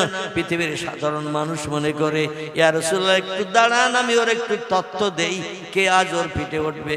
জিবরিল বলছি, আইয়ুহাল বুরাক, এ জান্নাতের পশু, তুমি কি জানো আজ তোমার পিঠে কে চাপবে?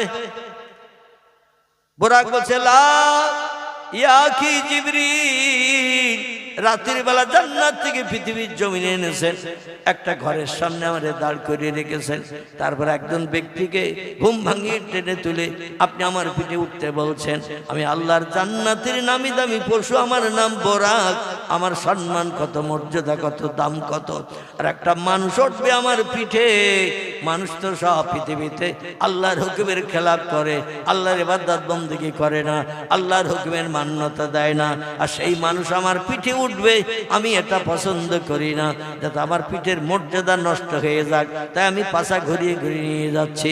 জিবরিল বলে, বোরাক তুমি শোনো, আল্লাহ যারে না বানালে তোমাকেও পর্যন্ত বানাতো না, জান্নাতের পশু হয়ে বিচরণ করার সুযোগ তোমারে দিত না, সেই ব্যক্তি আজ তোমার পিঠে উঠবে। ইনি হলেন সাইয়্যিদুল আম্বিয়া, রাহমাতাল লিল আলামিন, খাতামান নবিয়্যিন।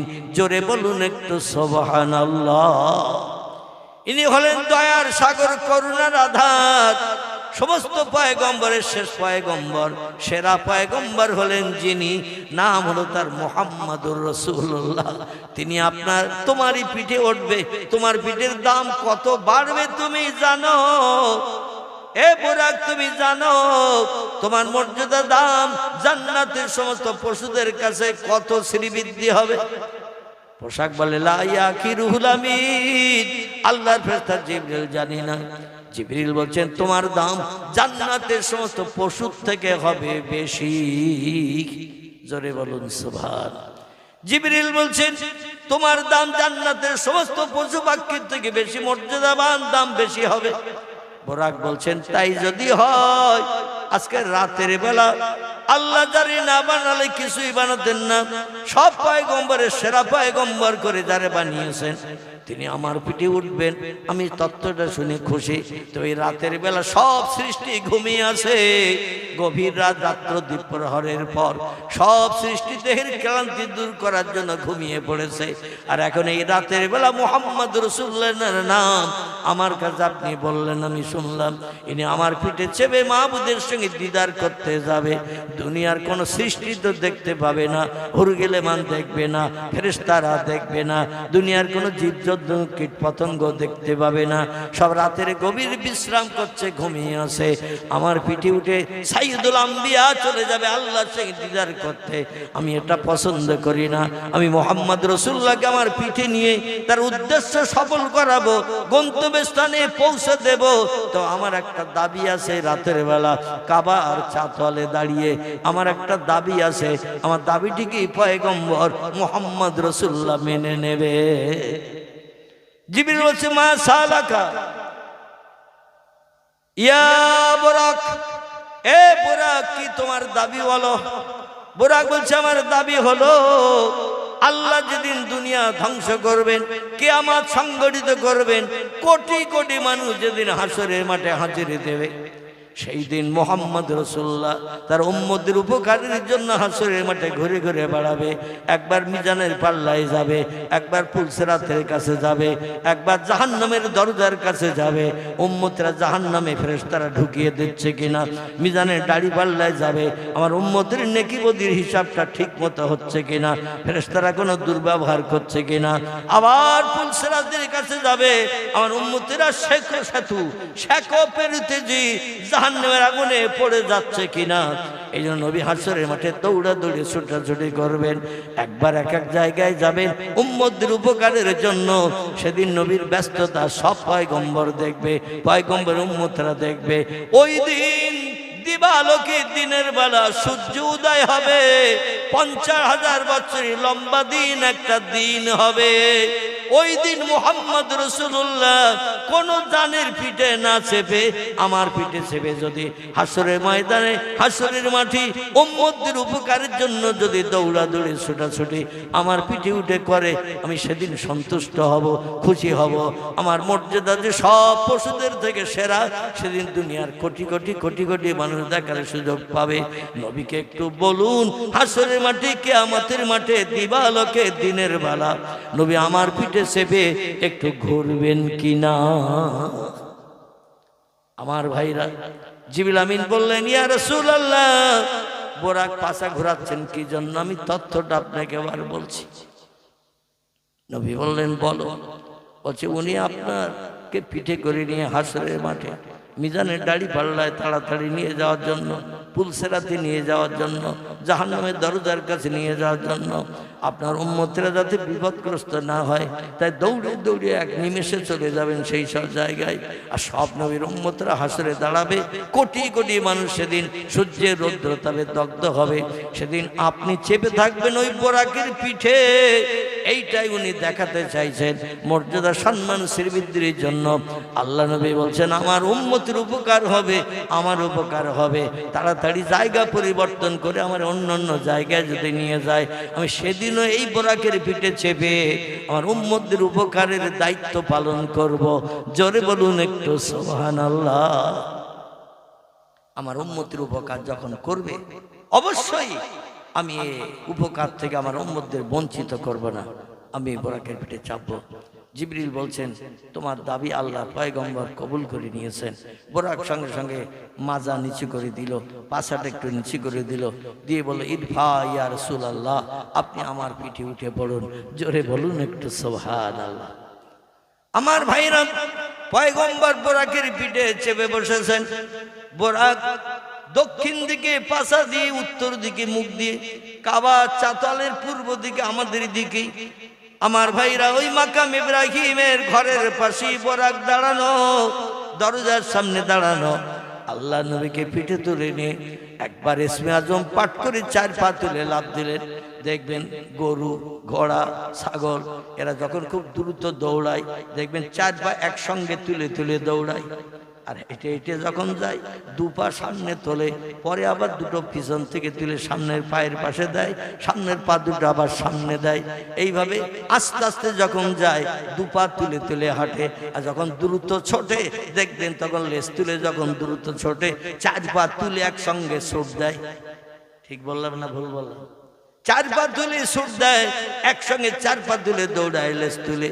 বোরাক ওই রকম 4 পা তুলে একবার লাফ দিল ডানা মেলে।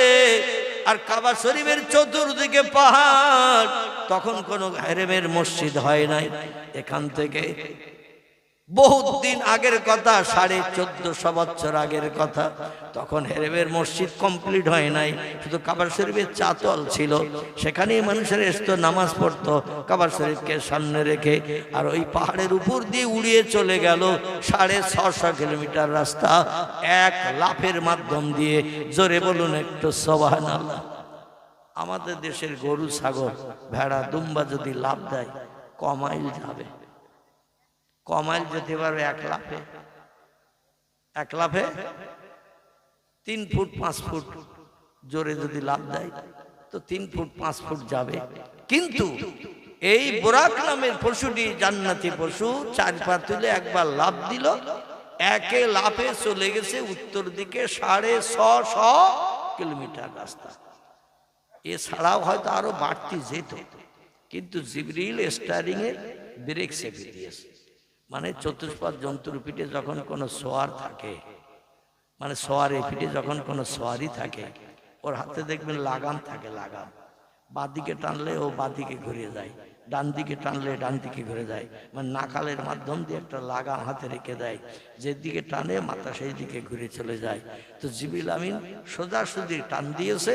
ও তখন ওই যে উড়িয়ে যাচ্ছিল, 4 পা তুলে একবার লাফ দিয়ে জিবরিল লাগাম টেনে ধরেছে, সঙ্গে সঙ্গে জমিনে দাঁড়িয়ে গেছে। এক লাফে চলে গেছে 650 কিলোমিটার রাস্তা রাতের বেলা। যাওয়ার পরে জিবরিল লাগাম টেনেছে, গাড়ি ব্রেক কষলে যেমন গাড়ি দাঁড়িয়ে যায় ওই রকম বোরাক দাঁড়িয়ে গেছে।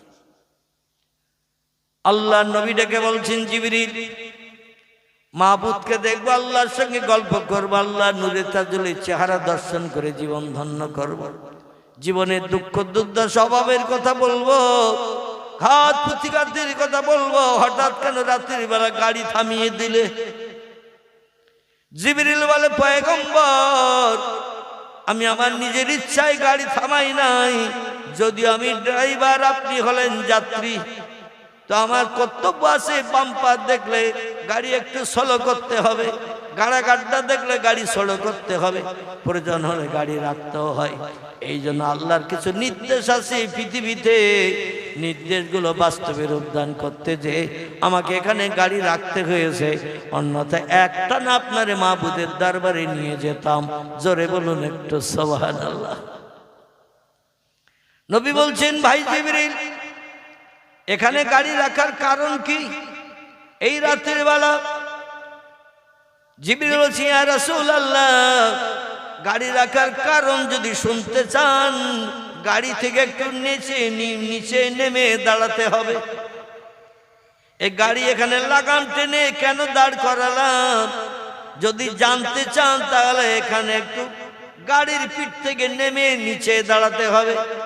নিচে নেমে না দাঁড়ালে আমার পক্ষে তথ্য পরিবেশন করা সম্ভব হচ্ছে না।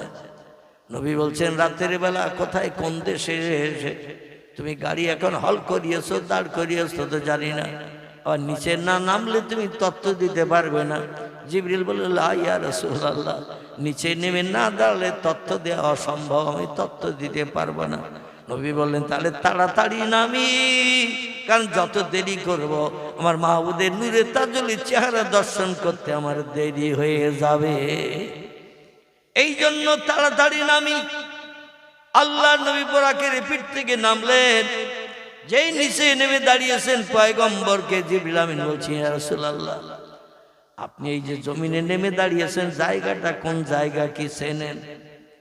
আল্লাহ নবী বলছেন, একে তো রাতের বেলা, আধার অন্ধকার গভীর রাত, তারপর কোন দেশে এনে আপনি আমাকে রকেটে করে এনে নামিয়েছেন, আমি কি করে বলবো রাত্রিবেলা? আমার তো চেনা জানা কোনো রাস্তা নয়। জিবরিল বলছেন, পয়গম্বর আপনি নেমে দাঁড়িয়েছেন যে জায়গাটা কোন জায়গা আপনারে বলে দি। এই দেশটির নাম হলো ইয়াসরিব। কি নাম? এই দেশটির নাম হলো ইয়াসরিব। এটা হলো আপনার নানার বাড়ির দেশ, আপনার মা জননীর বাপের বাড়ির দেশ, আমিনার বাপের বাড়ির দেশ। এই দেশটির নাম হলো ইয়াসরিব। নবী বলছেন, জিবরিল গো, পুরানো ব্যথার কথা তুমি তুলে ধরলে। এই দেশে আমি একটা বার এসেছিলাম তাইফের দেশ থেকে মায়ের কাছে মক্কায় ঘরে ফিরে। মারে শুধু বারবার বলতাম, মা জননী। কত ব্যক্তিরা তাদের ছেলেদের কোলে তুলে নেয়, গালে চুমা দেয়, পকেট থেকে খরমা খেজুর খাবার বার করে খাইয়ে চিবিয়ে গালে দিয়ে দেয়, দিয়ে আবার তাদের পিতারা নিজেদের কাজে চলে যায়। বাচ্চারা তাদের হাতের খরমা খেজুর খাবার মিষ্টি নিয়ে খায় আর আনন্দ করে। ও মা জননী, আমার আব্বা আজ পর্যন্ত একটা দিন আমার সঙ্গে তাইফে দেখাও করতে গেল না। মক্কায় ফিরে আসার পরও আমার সঙ্গে দেখা করলো না। আমার আব্বা আইনা তাজাহাব কোথায় গিয়েছে একটু বলো। মামিনা বলছেন, বাবা তোমার আব্বা সংসার নির্বাহের জন্য ব্যবসা করতে গিয়েছিল সিরিয়ার দেশে। নবী বলছেন, সব ব্যবসায়ীরা তো ব্যবসা করে টাকা পয়সা আয় করে ঘরে ফেরে, আমার আব্বা কি ঘরে ফেরে না? বলে তোমার আব্বা একটু টাকার মায়া মহব্বত বেশি, বেশি বেশি আয় করার জন্য বিদেশে থাকে, বাড়ি আসে না। নবী বলছেন, সব ছেলেরা বাবার কোলে ওঠে, জীবনের দুঃখ দুর্দশা স্বভাব নিবারণ করে, তুষের আগুন নিবারণ করে।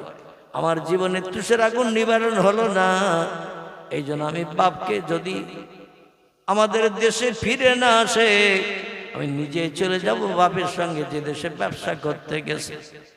মামিনা বলেন, হবে বাবা হবে, তুমি ছোট মানুষ, 6 বছরের ছোট্ট বাচ্চা, একটু বড় হও, তোমার আব্বার সঙ্গে দেখা করতে নিয়ে যাব আমি। 2 দিন 5 দিন 10 দিন যায়, আবার পয়গম্বর বাচ্চা ছেলে মেয়েদের নিয়ে পাহাড়ি এলাকায় যখন খেলা করে, হঠাৎ তাদের আপনজনেরা এসে যখন কোলে তুলে নেয়, চুমা দেয়, পকেট থেকে খাবার বার করে দেয়।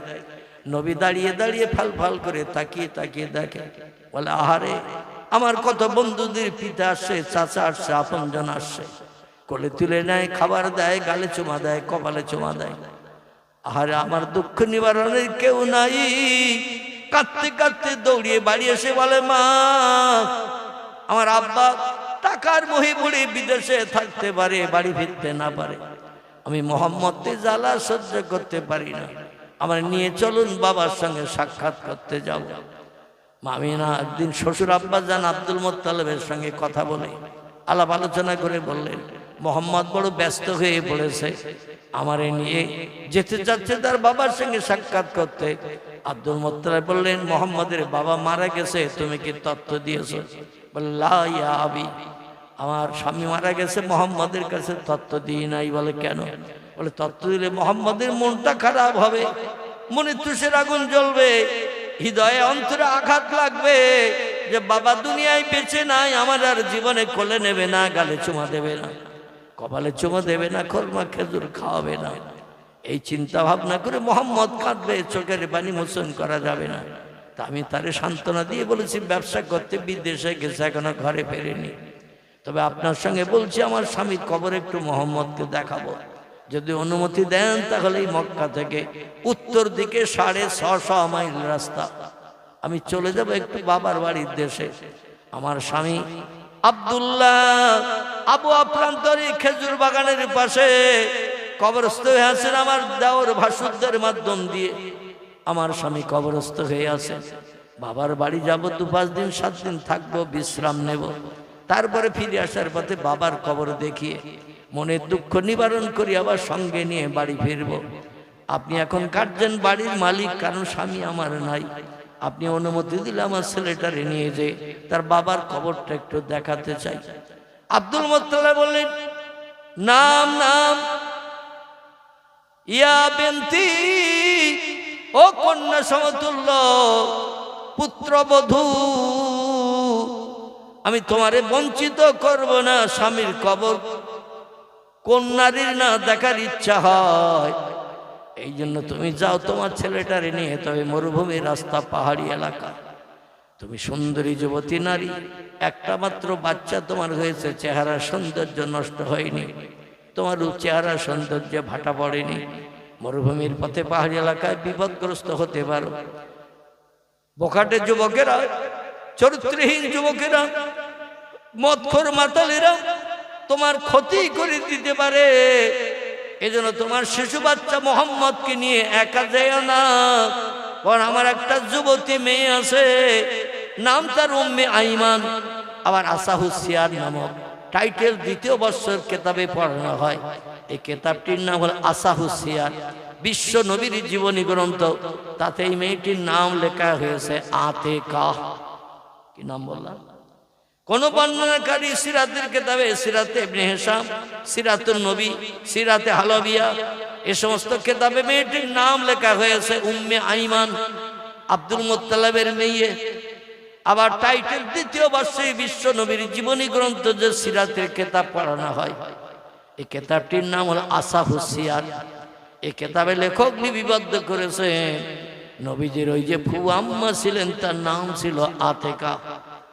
একে সঙ্গে করে নিয়ে আমিনা মক্কার জমিন থেকে পাড়ি দিয়ে চললেন। এই 600 কিলোমিটার মতো রাস্তা। মদিনা থেকে মক্কার দিকে আসতে 75 থেকে 80 কিলোমিটার মতো রাস্তা আসলেই এই আবহাওয়া প্রান্তরটা পাওয়া যায়। বিশ্ব নবীকে নিয়ে সেই কবরের পাশে দাঁড় করিয়ে বলল, ইয়া ইবনি মুহাম্মদ, ও বেটা মুহাম্মদ, তোমার বাবার দেখার জন্য এত পথ পাড়ি দিয়ে এসেছ। গরম বালির উপরে দৌড়িয়ে দৌড়িয়ে পায়ের তলায় ঠসকা পড়ে গেছে। ঠসকাগুলো আবার গলে যেয়ে দগদগে ঘা হয়ে গেছে। তবু দৌড়ানো তুমি বন্ধ করো নাই।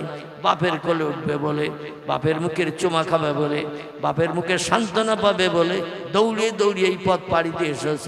তোমার পায়ের তলার ঠসকাগুলো গলে যেয়ে দগদগে ঘা বেরিয়ে গেছে, তাও দৌড়ানো বন্ধ করে নাই। ওই যে উঁচু ঢিবি, বালির ঢিবি দেখতে পাচ্ছ মুহাম্মদ, ওই বালির ঢিবির তলায় আছে তোমার বাবা শুয়ে। যদি তুমি দেখতে চাও, তোমার বাবার কোলে উঠতে চাও, বাবার হাতের খরমা খেজুর যদি খেতে চাও, একটু ডাক দাও কবরের পাশে দাঁড়িয়ে। সিরাত ইবনে হিশাম নামক কেতাবে লেখক লিপিবদ্ধ করেছেন, আল্লাহর নবী বাবার কবরের পাশে 6 বছর বয়সে দাঁড়ালেন। দাঁড়িয়ে এমন কান্না কাঁদতে লাগলেন, আব্বা আব্বা করে এমন দরদ ভরা, মায়া ভরা ডাক দিতে শুরু করলেন। কিতাবে লেখকেরা লিখেছেন, আবহাওয়া প্রান্তরের খেজুর গাছগুলো বিশ্ব নবীর কান্নার সঙ্গে অ্যাডজাস্ট হয়ে খেজুর গাছও কান্না শুরু করে দিয়েছে। আর ডেকে বলে, আল্লাহ, আপনার হাবিবের পিতার কবর এখানে হবে। আমরা আগে যদি জানতাম, এই আবহাওয়া প্রান্তর এলাকার খেজুর গাছ হতাম না। পৃথিবীর সেরা পয়গম্বরের বাবাকে এখানে হারিয়ে রাখবে। আর পয়গম্বর বাল্যকালে 6 বছর বয়সে এইখানে কবর দেখতে এসে এত কান্না কাঁদবেন আব্বা আব্বা করে ডেকে ডেকে। আগে যদি জানতাম এই জায়গার খেজুর গাছ আমরা হতে চাইতাম না। আল্লাহ আমাদের জবান খুলে দাও, আপনার পয়গম্বর আর বাবারা আমরা তার একটু সান্ত্বনা দিয়ে চোখের পানি মোছনের চিন্তা ভাবনা করি। আমরা আর ধৈর্য ধরতে পারছি না, সহ্য করতে পারছি না পয়গম্বরের কান্না। জোরে বলুন একটু সুবহানাল্লাহ। আমাদের বাপ মারা গেলে, মা মারা গেলে ওই দিনটা একটু কাঁদি। 2-5 দিন 7 দিন পরে একটু সবরেশানি হলে মৌলবী যদি একটু কান্নারত ভাব নিয়ে দোয়া করে, তখনও 2-1 ফোঁটা চোখে পানি ঝরে। ঠিক বললাম না ভুল বললাম? তারপরে 2 মাস 6 মাস 1 বছর হয়ে গেলে বাপের নাম আর মনে নাই, মায়ের নাম আর মনে থাকে তো নাকি? আর মনে থাকে না। আরে পয়গম্বর মুহাম্মদ রাসূলুল্লাহর কান্না ওই আবহাওয়া প্রান্তরে বালিরাও পর্যন্ত সহ্য করতে পারিনি। সিরাতের কিতাবে লেখা হয়েছে, বালিরাও পর্যন্ত আল্লাহর কাছে ডেকে ডেকে বলে, আল্লাহ আমাদের জবান খুলে দিন। আমাদের বুকের উপর আপনার পয়গম্বর দাঁড়িয়ে আব্বা আব্বা করে এমন মায়া ভরা, দরদ ভরা, কান্না ভরা আওয়াজ তুলছে, আমরা আবহাওয়া প্রান্তরে বাড়িগুলো পর্যন্ত সহ্য করতে পারছি না। আল্লাহ আমাদের জবান খুলে দিন, আপনার পয়গম্বরকে একটু সান্ত্বনা দেই, ধৈর্য ধরার উপদেশের কথা বলি।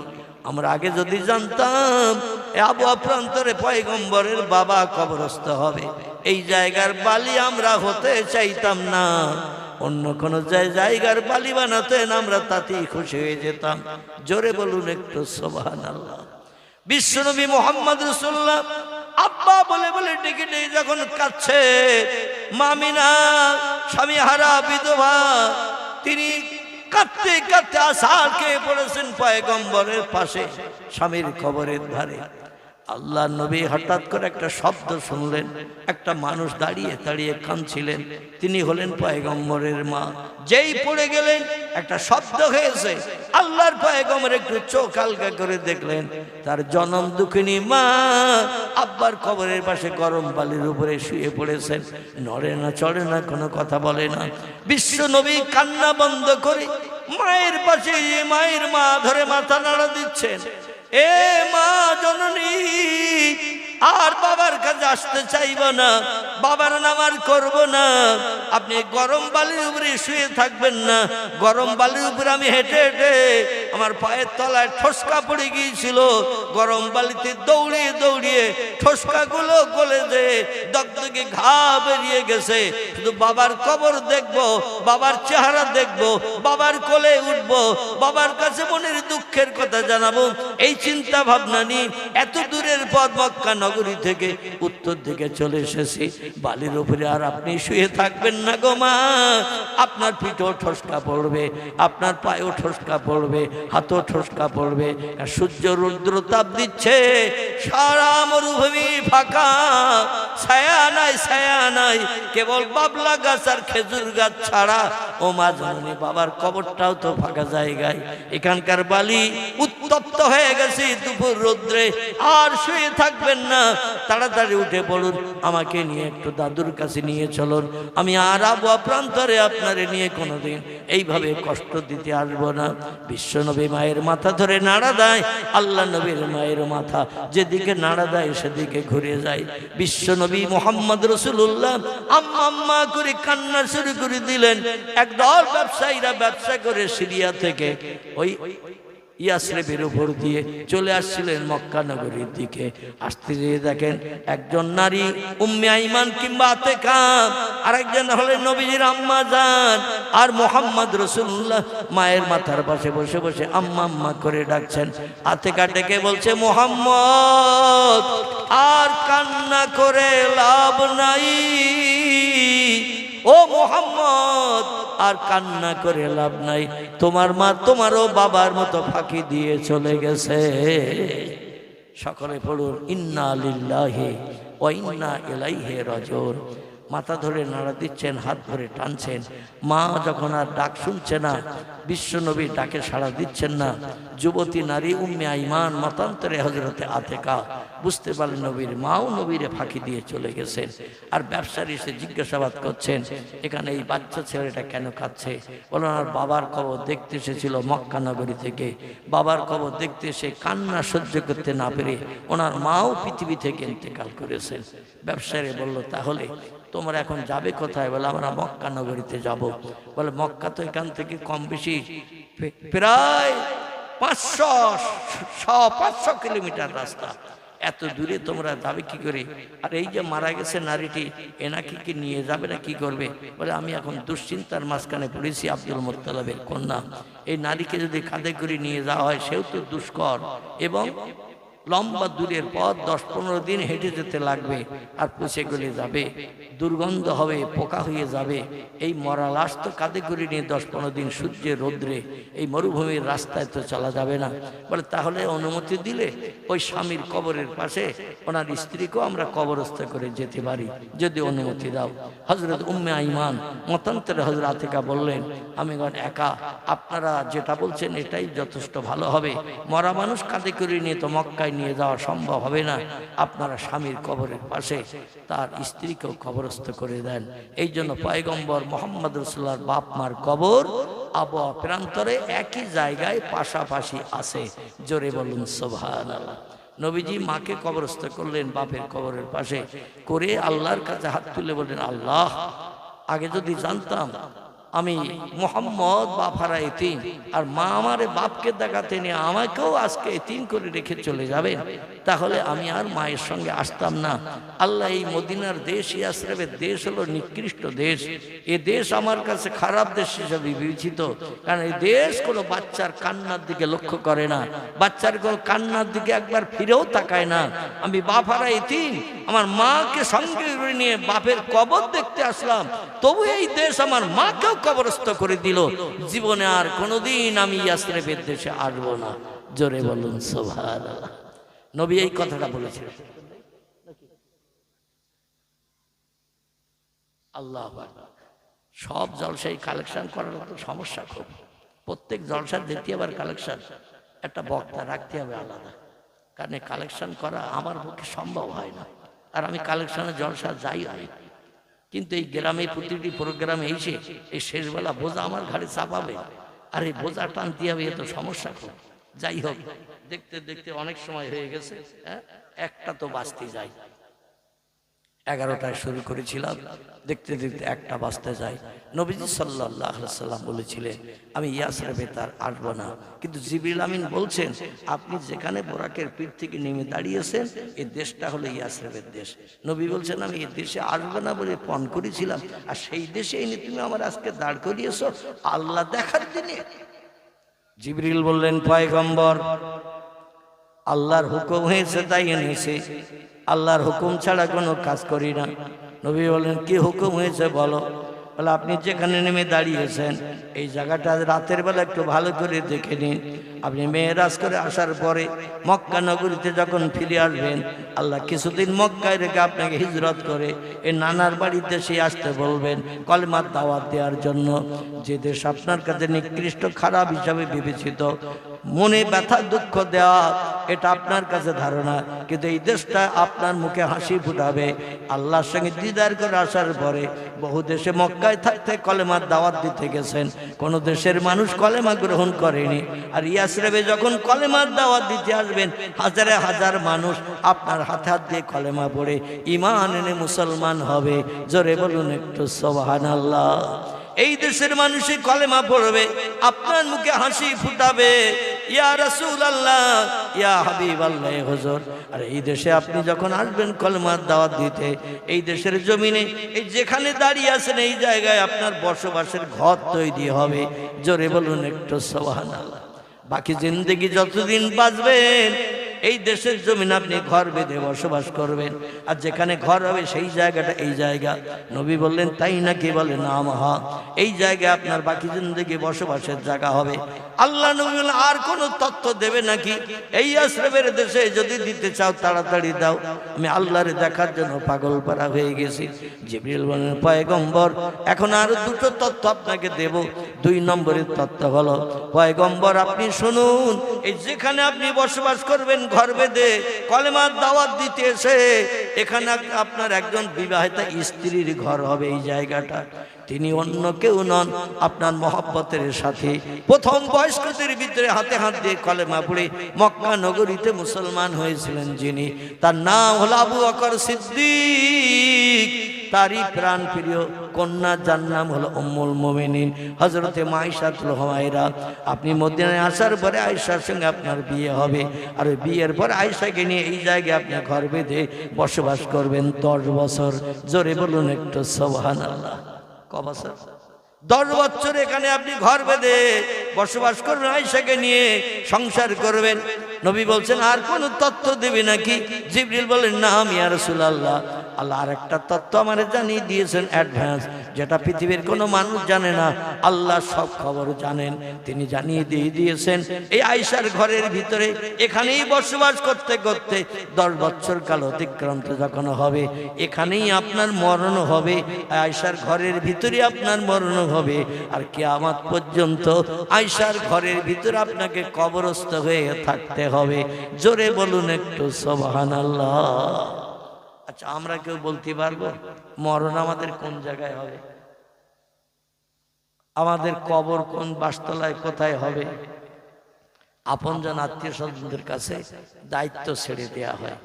তারা যেখানে ভালো পছন্দ করবে, মারা গেলে সেখানে কবর দেবে। আর আল্লাহ নবীজির জন্য অ্যাডভান্স সব তত্ত্ব আগাম জানিয়ে দিয়েছেন। মরণের পরে দেখা গেল সব তত্ত্বগুলো বাস্তবে একই হয়েছে। জোরে বলুন একটু সুবহানাল্লাহ। আমার ভাইরা, এইখান থেকে তিনটি নিদর্শন দিয়ে বোরাকের পিঠে চাপিয়ে পয়গম্বরকে নিয়ে যাওয়া হয়েছিল ওই মাদানের দেশের তুর পাহাড় দেখাতে। তুর পাহাড়ে মুসা নবী যেখানে আল্লাহর সঙ্গে টেলিফোনে কথোপকথন করতেন, সেইখানে সেই জায়গাটা দেখা হলো। ওখানে একটা খেজুর গাছ এখনো দাঁড়িয়ে আছে বর্ণনাকারীদের মতে, যার বয়স হয়েছে বর্তমান ৪,৫০০ বছর। কত বছর বললাম? ৪,৫০০ বছর গাছটার বয়স। এই গাছের তলায় দাঁড়িয়ে মুসা নবী আল্লাহর সঙ্গে টেলিফোনে কথা বলতেন। পয়গম্বরকে সেটা দেখানো হলো। দেখিয়ে ওখান থেকে বোরাকের পিঠে চাপিয়ে বাইতুল মুকাদ্দাসে নিয়ে যাওয়া হলো। বাইতুল মুকাদ্দাসে পয়গম্বর ইমাম হলেন। আল্লাহর কোটি কোটি ফেরেশতারা মুক্তাদি হলেন। সমস্ত পয়গম্বর আদম নবী থেকে ঈসা নবী পর্যন্ত আসমান থেকে ছাড় দিয়ে নবীজির পিছনে ইক্তেদা করে মুক্তাদি হয়ে নামাজ পাঠ করে নবীজির ইমাম বানালেন। ওনারা সবাই নবীর মুক্তাদি হয়ে উম্মতি হিসাবে বিবেচিত হলেন। জোরে বলুন একটু সুবহানাল্লাহ। মানে সব নবী মুহাম্মদ রাসূলুল্লাহ সাহায্য ছাড়া জান্নাতে যাওয়ার অনুমতি পাবে না। এটাও সেখানে আল্লাহ প্রমাণ করিয়ে সেরা নবীর মর্যাদা তাকে দিলেন। জোরে বলুন আমিন। আমার ভাইরা, দেখতে দেখতে 2 ঘন্টার কাছাকাছি হয়ে গেছে। 2-4 মিনিট বাকি, আমরা দোয়ার দিকে গিয়ে যাব। তবে কর্তৃপক্ষরা আগামী বছর আবার এই প্রোগ্রাম করবে। গায়ে প্রোগ্রাম হলে মানুষের আনাগোনা একটু কম হয়। তো আল্লাহর অফুরন্ত রহমত, আমি যেটা ধারণা করে পারি নাই সেটা বাধ্য হয়ে বলছি যে আপনারা কম্বলের ভিতর থেকে উঠে এসে যা এরিয়া করে জায়গাটা বানিয়েছিল মোটামুটি ভরাট করে ফেলেছে। আমি নিজেও বিশ্বাস করতে পারিনি যে আজকের এই প্যান্ডেল ভর্তি হবে। এই শীতের রাতে পৌষ মাসে মোটামুটি ভর্তি করে ফেলেছেন। ঘন্টা 2 আলোচনা রাখলাম। আল্লাহ আবার যদি 4 চক্ষের মিলন ঘটান, আমি বাইতুল মুকাদ্দাস থেকে পরবর্তী ঘটনাগুলো আবার আলোচনা করতে, আলোকপাত করতে সচেষ্ট হব। এখন এই প্রোগ্রাম যে ছেলেরা অক্লান্ত পরিশ্রম করে, কষ্ট করে, মেহনত করে তারা এই প্রোগ্রামটা করেছে, আগামী দিন তাদের বাপ মা, দাদা দাদি, আপনজন, আত্মীয় স্বজন বা এই পাড়াটার যত মানুষ কবরস্থ হয়ে আছে সকলের আত্মার কল্যাণের জন্য আগামীতেও এই প্রোগ্রাম করে দুখানা হাত আল্লাহর দরবারে উঠানোর চিন্তা ভাবনা নিয়েছেন। আপনারা তাদের এই চিন্তা ভাবনায় সকলের রাজি না অরাজি? যদি বলেন আর দোয়া টোয়ার দরকার নেই, আজকের দোয়াই শেষ, আমাদের আপনজন যারা মরে গেছে আজকের দোয়া পেলি আর কোনো দোয়া লাগবে না, তাহলে আমি আর হাত পাতবো না। আর যদি বলেন যে আর হাত পাতার দরকার আছে, আগামীতে বেঁচে থাকলে মৃত পিতামাতার জন্য দোয়া করতে হবে, কারণ তারা জায়গা জমি, ঘর বাড়ি, অর্থ সম্পদ সব আমাদের জন্য রেখে গেছে না নিয়ে সঙ্গে করে কবরে গেছে? রেখে গেছে না কবরে গেছে? রেখে গেছে। এই জন্য আমরা যতদিন বাঁচবো তাদের জন্য দোকানে হাত উঠাবো। রাজি আছেন তো নাকি? যদি আলহামদুলিল্লাহ রাজি থাকেন তাহলে টপ টপ করে একটু নাম লিখে দেন। আর আমার ভাজন হাফেজ সাহেব খাতা নিয়ে এখানে বসে আছে। নগদ যারা দেবেন এই কোরআনী মজলিস উপলক্ষ করে নগদ যারা দেবেন অদমের হাতে একটু টপ টপ করে এসে দিয়ে যান। আর যারা নগদ দেবেন না, প্রতিশ্রুতিতে নাম লেখাবেন, একটু টপ টপ করে এসে নাম লিখে দেন। আপনাদের নামগুলো লেখা থাকবে। আল্লাহর দরবারে তাকবীর ধ্বনি দিয়ে আপনাদের সংসার জীবনকে আল্লাহ যাতে সুখের বানান, আপনজনের কবরগুলোকে জান্নাতের বাগান বানিয়ে দেন। একটু টপ টপ টপ টপ করে চলে আসেন। যত দেরি করবেন আসতে, দোয়া করতে দেরি হবে। একজন ভাই প্রথম তিনি রক্ত ঘামানো, ঘাম ঝরানো পয়সা 100 টাকা নগদ দান করেছেন। আমি একটু দানকারীর জন্য আওয়াজ তুলবো, আপনি একটু জোরে আওয়াজ দেবেন। ইবলিস শয়তান যাতে দূর হয়ে অন্তত হরিকাঠির খাল ডাল পার হয়ে চলে যায়। কারণ অনেক ব্যক্তি এখন কোরআনী মজলিসে পয়সা দিতে চায় না। ঠিক বললাম না ভুল বললাম? এই মজলিসে অনেক ব্যক্তি হাত লম্বা করতে চায় না। আর চায় না তার কারণ ইবলিস শয়তানের প্ররোচনা, ধোকায় থাকে। এই জন্য শয়তান যাতে দূর হয়ে যায়, আল্লাহর জাহান্নামের আগুনের ভয় হৃদয়ে তৈরি হয়, আল্লাহর রহমতের মায়া আমাদের হৃদয়ে বেশি বেশি যাতে তৈরি হয়। এই জন্য আমি একটু তাকবীর ধ্বনি দেব। জোরে একটা আওয়াজ দেন, নারায়ে তাকবীর, নারায়ে তাকবীর। একজন যুবক ভাই বলুন জিন্দাবাদ। 100 টাকা প্রথম নগদ বলুন মারহাবা, জোরে বলুন মারহাবা, নারায়ে তাকবীর। আল্লাহ দান কবুল করুন, মনোবাঞ্ছা পূর্ণ করুন, উদ্দেশ্য সফল করুন, একাল পরকালে ভালোই দান করুন। আয় আল্লাহ, কিয়ামতের কঠিন দিন মুসিবতের সময় এ দান সকলের জন্য নাজাতের ওসিলা বানিয়ে দেবেন। আয় আল্লাহ, হিসাব নিকাশবিহীন আপনার দয়ার জান্নাত, জান্নাতুল ফিরদাউস এদের জন্য হালাল বানাবেন। সকলে জোরে বলুন আমিন। আর একজন ভাই দিলেন 100 টাকা, দেখা দেখি 4 গায়ে গায়ে বাস। একজন যুবক ভাই প্রথম দিলেন 100, আরেকজন ভাই তিনি দিলেন 100। আয় আল্লাহ, আমার এই ভাইয়ের দানকে আপনি কবুল করে নিন। আল্লাহ তার সংসার জীবনকে সুগময় করুন, আয় রোজগারে, ব্যবসায়, চাষে, কারবারে বরকত দান করুন। এক অন্নভুক্ত যত মানুষ বাড়িতে আছে, আয় আল্লাহ রোগ বেমারি থেকে নিষ্কৃতি দিন, সংসারকে সুখের বানিয়ে দিন, হাঁড়িতে দানায় দানায় উন্নতি দিন। জোরে বলুন একটু আমিন। নারায়ে তাকবীর, নারায়ে তাকবীর। দানকারীগণ বলুন জিন্দাবাদ, দানকারীগণ বলুন জিন্দাবাদ। এদের পিতা মাতা বলুন জান্নাতি, জোরে বলুন জান্নাতি, নারায়ে তাকবীর। আরে আমার ওই ভাই আবার দিয়ে গেলেন 200 টাকা। উনি একাই দিচ্ছেন নাকি নাকি কাজ দিয়ে? আল্লাহু আকবার, ঠিক আছে। হ্যাঁ, এটা আপনি দিলেন? ও, আগে দিয়েছেন 100 টাকা, অন্য একজন দিয়েছেন, উনি দিলেন 200 টাকা। নারায়ে তাকবীর।